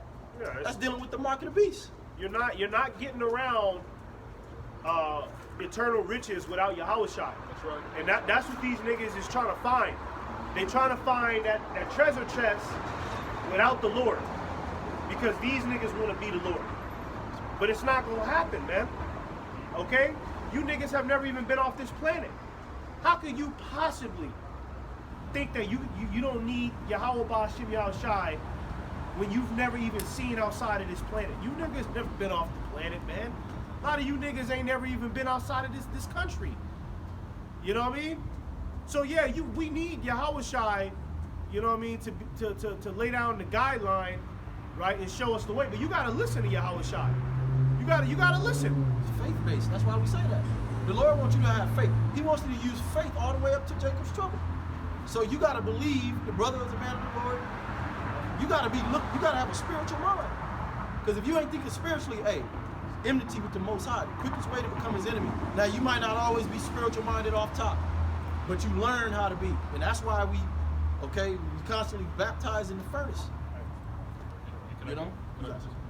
This is a Sirach 34, and I'm gonna start at verse 9. A man that had traveled knoweth many things, and he that had much experience will declare wisdom. He that had no experience knoweth little, but he that had traveled is full of prudence. So that's starting off from the elder and apostles on down. They got experience. They've been this 30 plus years. You know? They've been this 30 plus years, so who the hell are you to been here 2-3 years to buck up and say, I don't care, I don't want to listen. Even the head of your camp, I don't care, I don't want to listen. He got more experience than you, man. The brothers will tell you something for your betterment, man, because once brothers tell you something, you just keep doing what you want to do. Now the Lord got to intervene. Okay, I warned you. I said 4 brothers at you don't want to listen. Okay, fall off the bridge. Yeah. Get sick. You ate a burrito. You had a piece of metal and it slit your throat or something. You never know how the Lord is going to do it because you want to be hard-headed. You got in a car accident on your way home from a hot day. You know, so once you stop listening to brothers, prepare for some final destination shit to happen, man. You know what I mean? You get burned up. Your wife coming to burn you up because you cheated on her or some shit. That's the Lord, man. The Lord can bring judgment in any form. Brothers get on me and tell me something, I'm gonna listen. I'm gonna listen. Are you gonna agree with everything? It's not about that, man. You gotta humble down and shut the hell up. You've proven pretty much that you're not fit for this battle. So here it is. Hey, the Lord might just destroy you. Like, and that'd be mercy. Like, well, you know what? He can't even see that this is spiritual. He can't even spiritually see that I'm dealing with the body. That's why you got all these wayward camps. They can't deal with the correction. They're not discerning. The scriptures tell us to divide. You know, the spirit is the discerner of, the thoughts, the intents. You know, we observe everything through spiritual lenses. Yeah, this dude's a man of the Lord. You know what I'm saying? I can tell you got the spirit. Now you can't think like that if you're not in the spirit. So, you know, you gotta earn your stay on this earth. I remember a brother said that a while ago. He was like, pretty much what you're doing every day, you gotta earn your keeps on this earth. Because the Most High is pissed the fuck off. And anybody who's pissed off, if you notice, when they get in that rage state, anything around it is suitable to get knocked the fuck over. You know, so you wanna have that exemption. You know, the Lord stop. Let me calm down. You know, the angels remind, hey Lord, this is one of your men. This is one of your women. Just like Moses. Okay, Moses had to intercede for Israel. The Most High got so pissed off at just a group of Jake that he said, I'm gonna start over. And what did Moses have to do? Yeah, Lord, I know they wicked, but damn, if you destroy them, okay, all of this you did, it's gonna get out to our enemies. And then on top of that, they're gonna believe that you did all of this and you couldn't even preserve your own people in the wilderness. Then the Lord thought about it, he was like, oh, really, for his own name's sake. You know, so, you know, the Lord is getting ready to correct all this shit for his own name's sake. We want to be on his good side, so we can take a part of that, you know. But I got something. I got a little bit right here. This is Psalms 34:14. Depart from evil and do good, seek peace and pursue it. Ultimately, we're seeking peace. All right, for all of this wickedness to just be destroyed, whatever it takes. The eyes of the Lord are upon the righteous, and hear his ears, and his ears are open unto their cry. The face of the Lord Yahweh is against them that do evil, to cut off the remembrance of them from the earth. This is the point. So when you're darkest, you got to remember the Lord he ain't blind, he ain't somewhere, you know, he don't hear you, he on vacation, because that's what you tend to think. Yeah. That's why blessed is he that readeth. You got to really embody these words. It might not even feel good. You know, you might get to the point where, damn, you know, I hear you, Lord, but it's like, damn, I'm just so bitter. Okay, somebody hold Sirach, the second chapter. We got to go back over that real quick. That's why you got to remember these certain words. But let me finish this. It says, the righteous, this is Psalms 34:17, the righteous cry, and that's what we're doing right now. That's why you can't forsake the assembling of yourself. You got to come out here with the brothers. You got to stay locked in. Okay, you got to continue to cry out to the Most High through prayer, complaints, not murmuring. That means you offended at something. You mad, you got to go this route. Okay? The righteous cry, and the Lord Yahweh heareth and delivereth them out of all their troubles. Not some, all their troubles. That's why I want to bring that out. So whatever might be your portion in these last days, man, remember that. You just have a job to do. Yahweh Shai got it figured out. That's just like if you got a woman and here it is, you done established yourself. You take this young woman and you change her whole life. But then she get to the point where she's trying to tell you what it is, how to do it, what you're not doing right. You're going to try to bear with her for a second, but then you like, you know what, I got to let her go. She's out of her mind. I can't follow her. She's going to destroy everything I built. You know what? Go ahead until you realize what's real. And when you get your mind right and you see what I've really done for you and how I changed your life, that I'm the one that protected you. I'm the one that got you to this point. I taught you everything you know. Look, when you get ready to seek my face, I will be found. I'm gonna be over here. You go ahead and do your thing. You know what I mean? So that's what we're doing. The Most High ain't standing at your beck and call like a bellboy. You know? So we're coming back to the Lord. Lord is nigh unto them. Let me get this. 18. The Lord Yahweh is nigh unto them that are of a broken heart, and saveth such as be of a contrite spirit. So this is why we getting ready to be in some lowly conditions, because we done came this far, see the results. But the next phase is what? This is the spiritual side.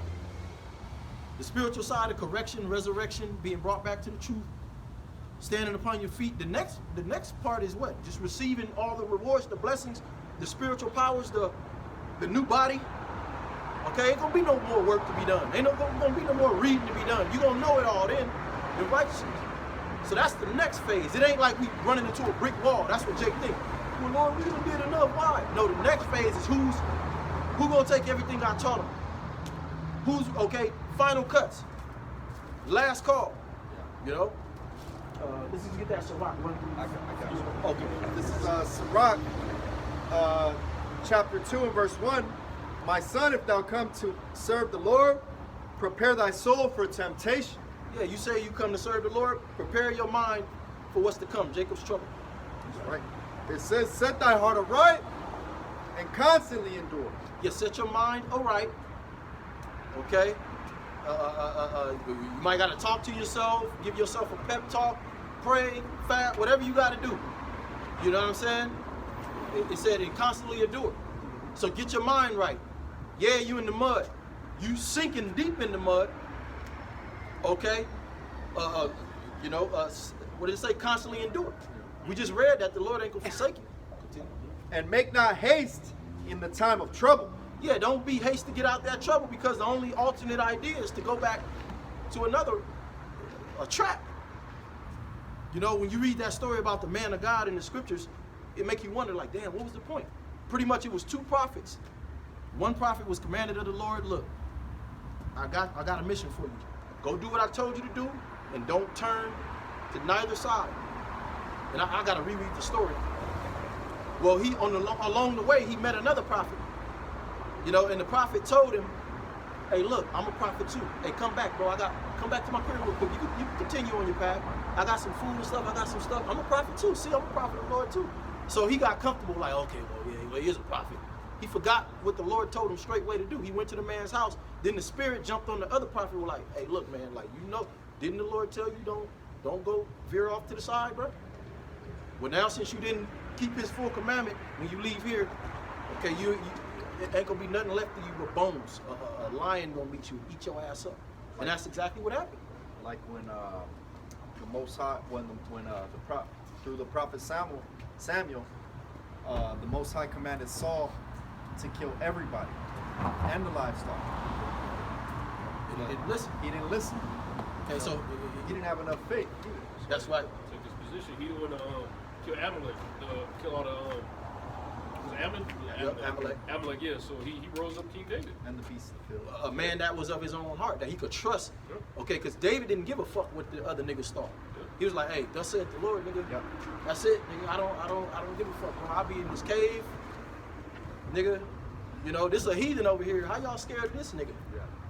How is he gonna defy our power, nigga? You know who we are? That's the type of mind David had. He was all the way in, not 95%. Okay, now he made his mistakes, because that's what comes with the flesh. But what? He was exonerated in his weakness. We have all these testimonies about David, and he overcame all of that. When you read that shit that he did, okay, the Lord just proved his strengths by overcoming that, and he died at an old age and was set up as king over Israel. He lived a full life, and he went out peacefully. You know? Shit, the average person, you're like, damn, I don't know how he made it through all that. But let's just finish that.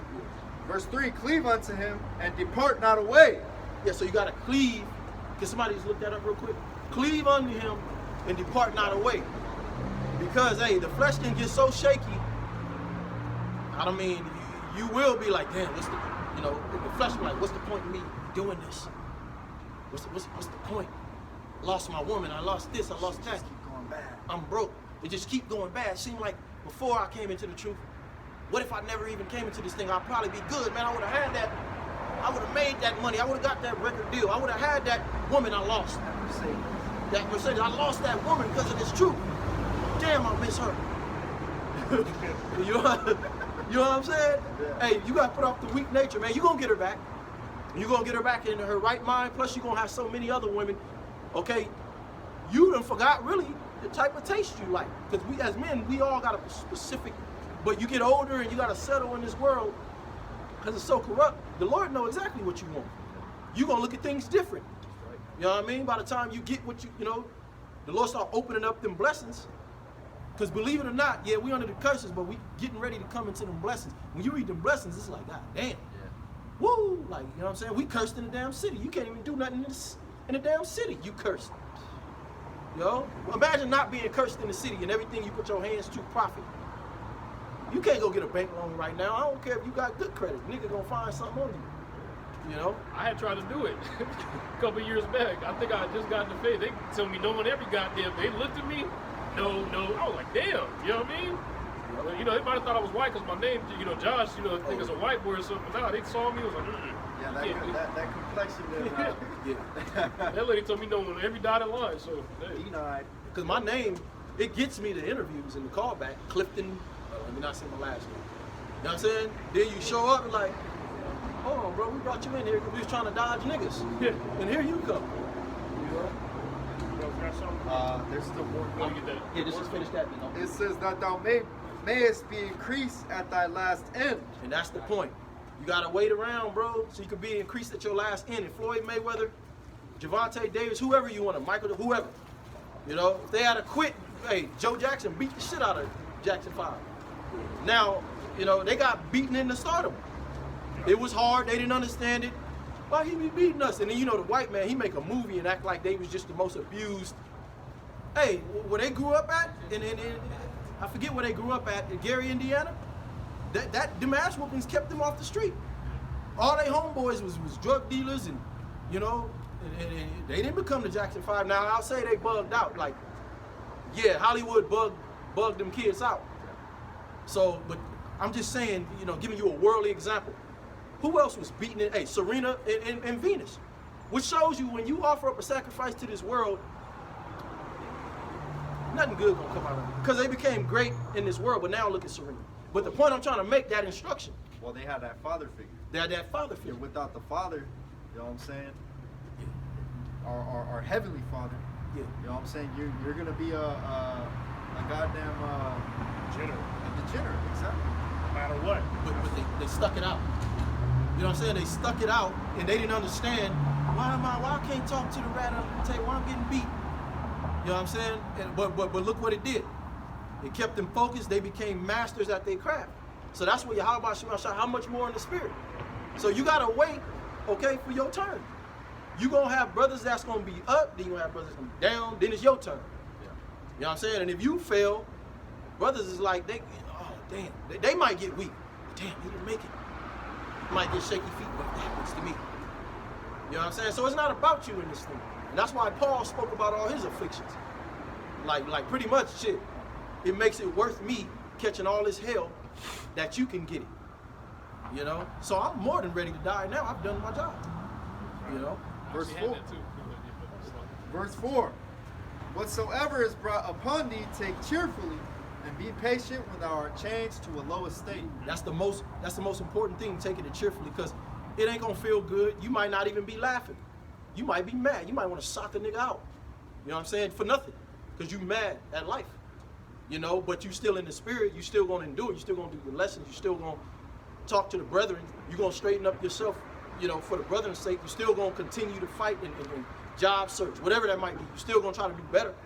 You gonna go back in the garage and you gonna think smarter. Okay, well this ain't working, so you know what? Let me go. Maybe I need a trade. Let me get my CEL. Let me get my guards card, because that ain't working. Let me go see if I can expunge my shit. Okay? Let me just go deal with the harlots. You know what I'm saying? Whatever you gotta do, if it's lawful, you gotta strive lawfully. The Lord gives us a lot of avenues. That's right. I got a precept. 1 John 2, starting at 16. Let's start at 15. It says, let's see, okay, you know, we'll start at 14. You mind if I go down? Yeah. Get everything. 1 John 2 and 14. It says, I have written unto you, fathers, because ye have known him that is from the beginning. I have written unto you, young men, because ye are strong, and the word of God abideth in you, and ye have overcome the wicked one. Right? And you know, that's what we're doing ultimately. We're overcoming the wicked one, right? And the wicked one is trying to you know, put you in the direction of the flesh. Chase the flesh. Chase the flesh. Get that dope car. Get that bad bitch. Do whatever it takes. You know what I mean? And then that's the pinnacle of life. You know, be the most poppin', dopest nigga in the room. But I mean, the most poppin', dopest nigga in the room nowadays is a sodomite. He gets down with transsexuals. Yeah. You know what I mean? And it's going to tell you that right here, verse 15. It says, love not the world, neither the things that are in the world.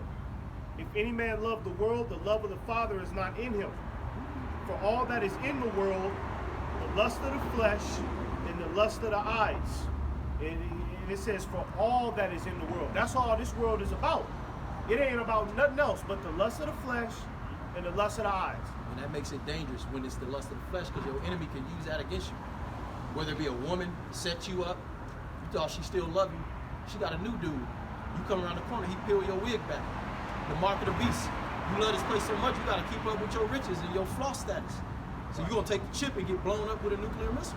Niggas be in the nightclubs, man. That's the real lust of the flesh right there. You go to a nightclub on a Saturday night, man.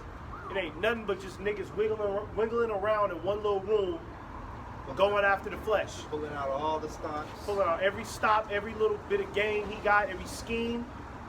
You know what I mean? The world is this America. Every lie. This world is one big Saturday night nightclub, man. And the chicks be lying their ass off with that motherfucker. You got the white man telling you to go to college and just, you know, making something out of yourself. It's just one big club. It's one big floss party. So you can't listen to nobody outside the truth. Because on the, you know, you think about the club, oh, that's that urban stuff. Well, you got the so-called white man and his fucking suit and tie shit will destroy you too. This devil's going down too. You know, you be a coon house nigga, that turns you into a homosexual. Right. You got these austere black men, shave their face, bald head, no beard, totally weak and castrated, man. That's what corporate America will do to you. Right. That's the lust of the flesh and the lust of the eyes. You're chasing after the riches. You're trying to be cool. It says, and the pride of life is not of the Father, but is of the world. And the world passeth away, and the lust thereof. But he that doeth the will of God abideth forever. You see, so this world is getting ready to pass away. You know what I mean? America is finished. It's on its last leg. Right. Billionaires are getting the hell out of here. It's really no more money to be made out here. That's another reason why they leaving. They ain't just leaving because they solely on the reason that civil war is about to happen. There's no more money out here. Yeah. There's no more money to be made out here. I mean, they done ran up every enchantment. You know what I mean? Ran up the debt. Ran up the debt. I mean, what more? I mean, it can't get. It probably is. It might get worse than Sexy Red. But, I mean, it's going to stay within that realm of dysfunction. Yeah. That Sexy Red, NBA young boy, demonic nigga dysfunction. So this world is I'm not going to say it's hit its cap in wickedness, but the only thing is it can only just get bad and more terrible from here. And that's not good or profitable for you to continue to chase this shit when it's only getting worse. And that's crazy you said that, because you know that's the truth, because you Edomites, you so-called white people, you're supposed to be the standard of justice, right? But your children want to be like Sexy Red and these wicked ass niggas. And that comes from your elites. That's called division, auto of chaos. You know, pretty much, you got the elites, they want to turn you so-called white people into the same degenerates. And which is something I was going to say. The whole infrastructure of America, you can't rebuild it. It's not an infrastructure. Everything is under the ground. Under concrete. The aqueducts are under the ground. You know what I'm saying? Like, they would have to just totally redo America. That's not how they built America. Yeah. You know, they done ran up the debt. They done pulled out all their money from this place corporately. The only places that the elite still got stock is in the shit, okay, that's getting ready to oppress and enslave you, people like the food industry, have you eating bug protein and fake lab meat. But everything else, they don't even live here. Yeah, no. They waste their time here. You know, the air is terrible. It's nothing left here. So the Lord is saying, look, go ahead and depart from this, because this world is getting ready to pass away. It ain't going to be no more gas stations. Hey, we're in the driver's seat, man. Yeah. It ain't going to be no more gas stations, corner stores and baby mama drama pretty soon, man. You know what I mean? This world that you see is for real temporal. Esau is even telling you that it's temporal at this point. He talking about a great reset. So Esau's telling you, look, I'm about to change the world. But he trying to change it in his own wicked image. But even to his standards, this world is temporal. So, you know, you niggas that are just caught up in the middle, stuck on stupid, just running up and down the street in love with one woman for the rest of your life. Okay, you niggas is gonna be in for a rude awakening, all right? Because you should have made Yahweh Ba'Shem Yahushua your strength. You know what I mean? Because this comes with glory and riches and a sound mind. These niggas don't have sound minds. You know what I mean? You niggas is going to restaurants. You with your girlfriend bring a goddamn homosexual on the date with you. Now you got to be cool with the homosexual because your girlfriend then brought the homosexual. You can't say nothing about it. You know what I mean? That's so, strange. you know what I mean? Like, what the fuck is this world at this point? You know, what kind of shit is this? Circus. These niggas are in the club with a VIP table, and one of the homegirls brought two homosexuals. It's two Now faggots. it's two homosexuals. But popping ass and shit. them is the cool niggas in the VIP. They popping bottles, and then you look over there. It's like, wait, but they got two faggots over there popping ass. And that's why I say I don't give a fuck about Diddy. That's why certain bros be saying free Diddy, because now all you guys are hopping on the bandwagon, you clowning Diddy, so-called, and I can give a care about Diddy being H-O-M-O, but in all actuality, the common man, every dude out here, you've been accepting homosexuality. But you know you're guilty, so a lot of these dudes, they like to get on these comment boards. Yeah, and Meek Mill was one too, Birdman too, you are too. You niggas accept, okay, homosexuality through the woman, through the philosophies of this world. It's all the same. How you think the world is turning out all these homosexuals? It's through the doctrine of this world. How long have the prophets been telling you that these niggas is homosexuals? That's old news to us. See, that's how you know a lot of you Jakes ain't gonna be able to keep up. Idiots. You know what I mean? When it really goes down, because you still worried about celebrities being homosexuals. Yeah. But we're past that now. Like, that's super deep. You know what I mean? Like we're done with that now. You know what I mean? Like, okay, we been knew that. You know, the Spirit of the Lord got us checking things out for real. Constitutional laws. What laws did they just pass? What's about to happen in the next couple months? Oh, let's listen to this economist. That's what Jake ain't doing. Jake think that celebrity gossip is deep. Go on one of them, what's that nigga name? Dabu 7. Listen to Dabu 7 for 2 hours. If you want to know deep. I mean, he ain't deep compared to the Men of the Lord, of course, but he's deeper. What he's saying is deeper than that nonsense that you niggas is giving your time to. We've been past that. We've been told you niggas that Lil Uzi Vert is a demon. And you know what's deep scripture is seeing then that all these things shall be dissolved, what manner of personality ought you to be in holy conversation. Hey, if you don't know nuclear destruction is coming to America, and you're not doing all that you can to get saved up out of that and not knowing how, you ain't deep. Yeah, you ain't deep. You ain't deep. Yeah, you ain't, because at the end of the day, there's probably going to be a lot of woke niggas with the chip in them. Yeah. You know what I mean? A lot of niggas who think they woke, you know what I mean? Podcasters, because you know them podcasters, they think they're just genius. Yeah. You know what I mean? But them podcasters is going to get down with the marketed BEAST for sure, because they want to keep their platform. So they're going to have the MOTB in them on their podcast, still trying to talk about that deep shit, you know, when a woman, when she loves you, she only does this, and she only respects this type of man. And body count of a woman shouldn't be. But nigga, you got the fucking mark of the beast in you. Nigga, you gave up. Nigga missed the whole point. Nigga missed the whole point of telling the truth. The whole point why you supposed to be on your watch. Okay, the prophets, we bring out everything. It ain't just about the white man, it ain't just about the woman, it ain't just about one thing. It's about the prophecies all one, the gist of the matter, the true revolution, the answer to this thing. How are we gonna get out of this thing? Meanwhile, like the brother said, you got the chip. Well, nigga, you defeated the whole purpose, bro. Yeah. It don't even matter at that point, shit. Fuck what you say. You know? You know what I mean? You can say some brilliant shit, but if you get that MOTB and you get down with the, you know, with cyborg technology to integrate your body into that, nigga, you don't know shit. that whole fresh and fit mindset. Yeah. After they get the MOTB, is out the window. It's out the window. Don't Because nobody they want to gon- hear that They no ain't more. gonna be like, they might forget all about that shit because they're so fully, you know what I'm saying, involved in the society. They worship the image of the beast Yeah, and by don't- taking the market. Don't nobody want to hear that no more. So you niggas, a lot of these niggas is popping out trying to be deep and woke, and you know they got some type of did you know this about fucking Birdman? Did you know this? But I mean, but who are you niggas in your personal life? That's what we need to get down to. For you niggas bringing out all this information. Who the fuck are you, man? Do you smoke cigarettes? Yeah. Do you eat bacon, nigga? Short nigga. You know, do you do any of that? Because the prophets, we speak the truth and we live it, right? We're willing to put our lives on the line, okay, for what we believe in. That's right.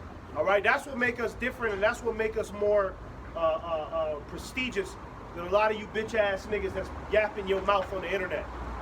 We actually gonna do it. We actually gonna go toe to toe with the elites for real. That's right. You niggas is just talking, and then once them niggas kick in your door, don't take my platform away. Tate did that already. Nick Cannon did that shit. Yeah. Punk ass nigga. All you niggas that get incentives for your podcast, even like dudes like Black Rev, you getting paid, niggas shooting 50. He doing videos like 3 times a week. He getting 100 from one dude, 50 from one dude. We not even worried about that. If anything, I believe we get a lot more views than we do, cause I be seeing little shit on brothers' likes and views, and they hate us over here. Pasadena. Gorilla Hebrew. Yeah, He need that cash flow coming in. That's why he stay on the line.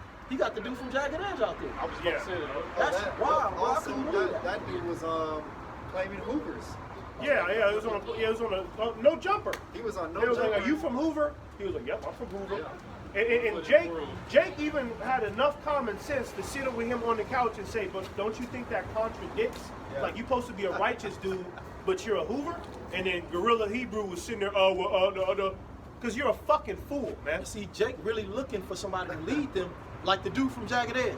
He probably figured, well, damn, I done did a lot of rituals. I done been up into this wicked shit. Here's my turn.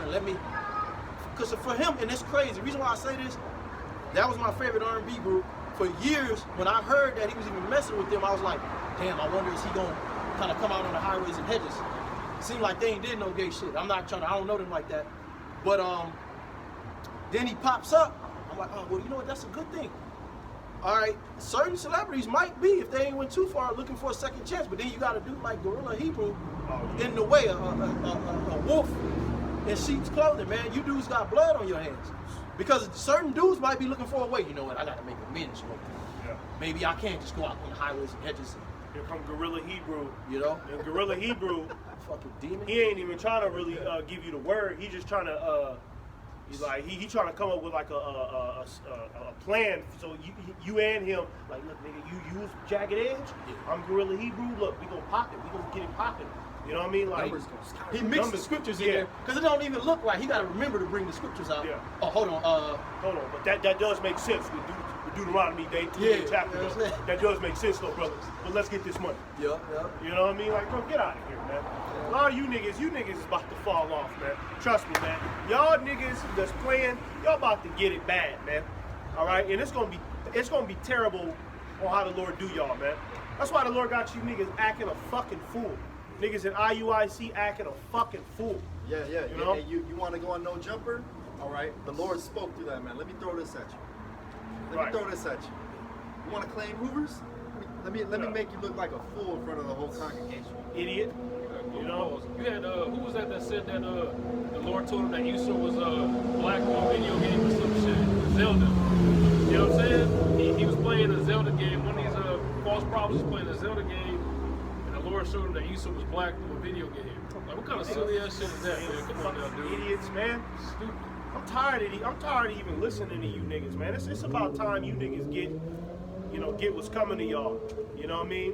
So when this society starts to collapse, all right, I can't wait to see you niggas scramble. What are you niggas gonna say, man? I'll come out with a podcast then. I'll tune in because normally I don't tune in to what them niggas be saying. That's just me. I don't care because I know it's folly. But when that day comes, I'm gonna tune in. I'm gonna hear you niggas out. Well, he's already changing the doctrine. I want to hear what you niggas got to say when there's no more food in the supermarkets, You man. can't get them FRNs coming in on the live stream. Right. Your members gonna blow your head off. That's what's gonna happen. It's gonna get real for them and you, and then they gonna figure out like, damn, this nigga Just like Fulton, he stopped. Oh, yeah. He was like, all right, well, yeah, this is my last video. This is my Through the last spirit, video. through the spirit, trying to get off that they radar. was probably brothers was saying that they probably cut off his funds. Yep. So he wasn't even like, well, why am I gonna keep doing this? I ain't getting paid no more. Hey. The brothers have anything else? You know, we're gonna wrap it up. Lord's willing, this was a Salaka, brother, what you supposed to No, that's it. we're gonna wrap it up.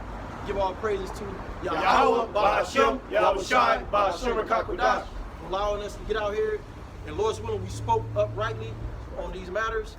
Mawaf Ball. And so all you demons that's you pretty much stepped away from the brotherhood, you know what I mean? Yep. Destruction too. So double honors and salutations to the elders again. Sincere shalom to the whole elect. Shalom. Shalom.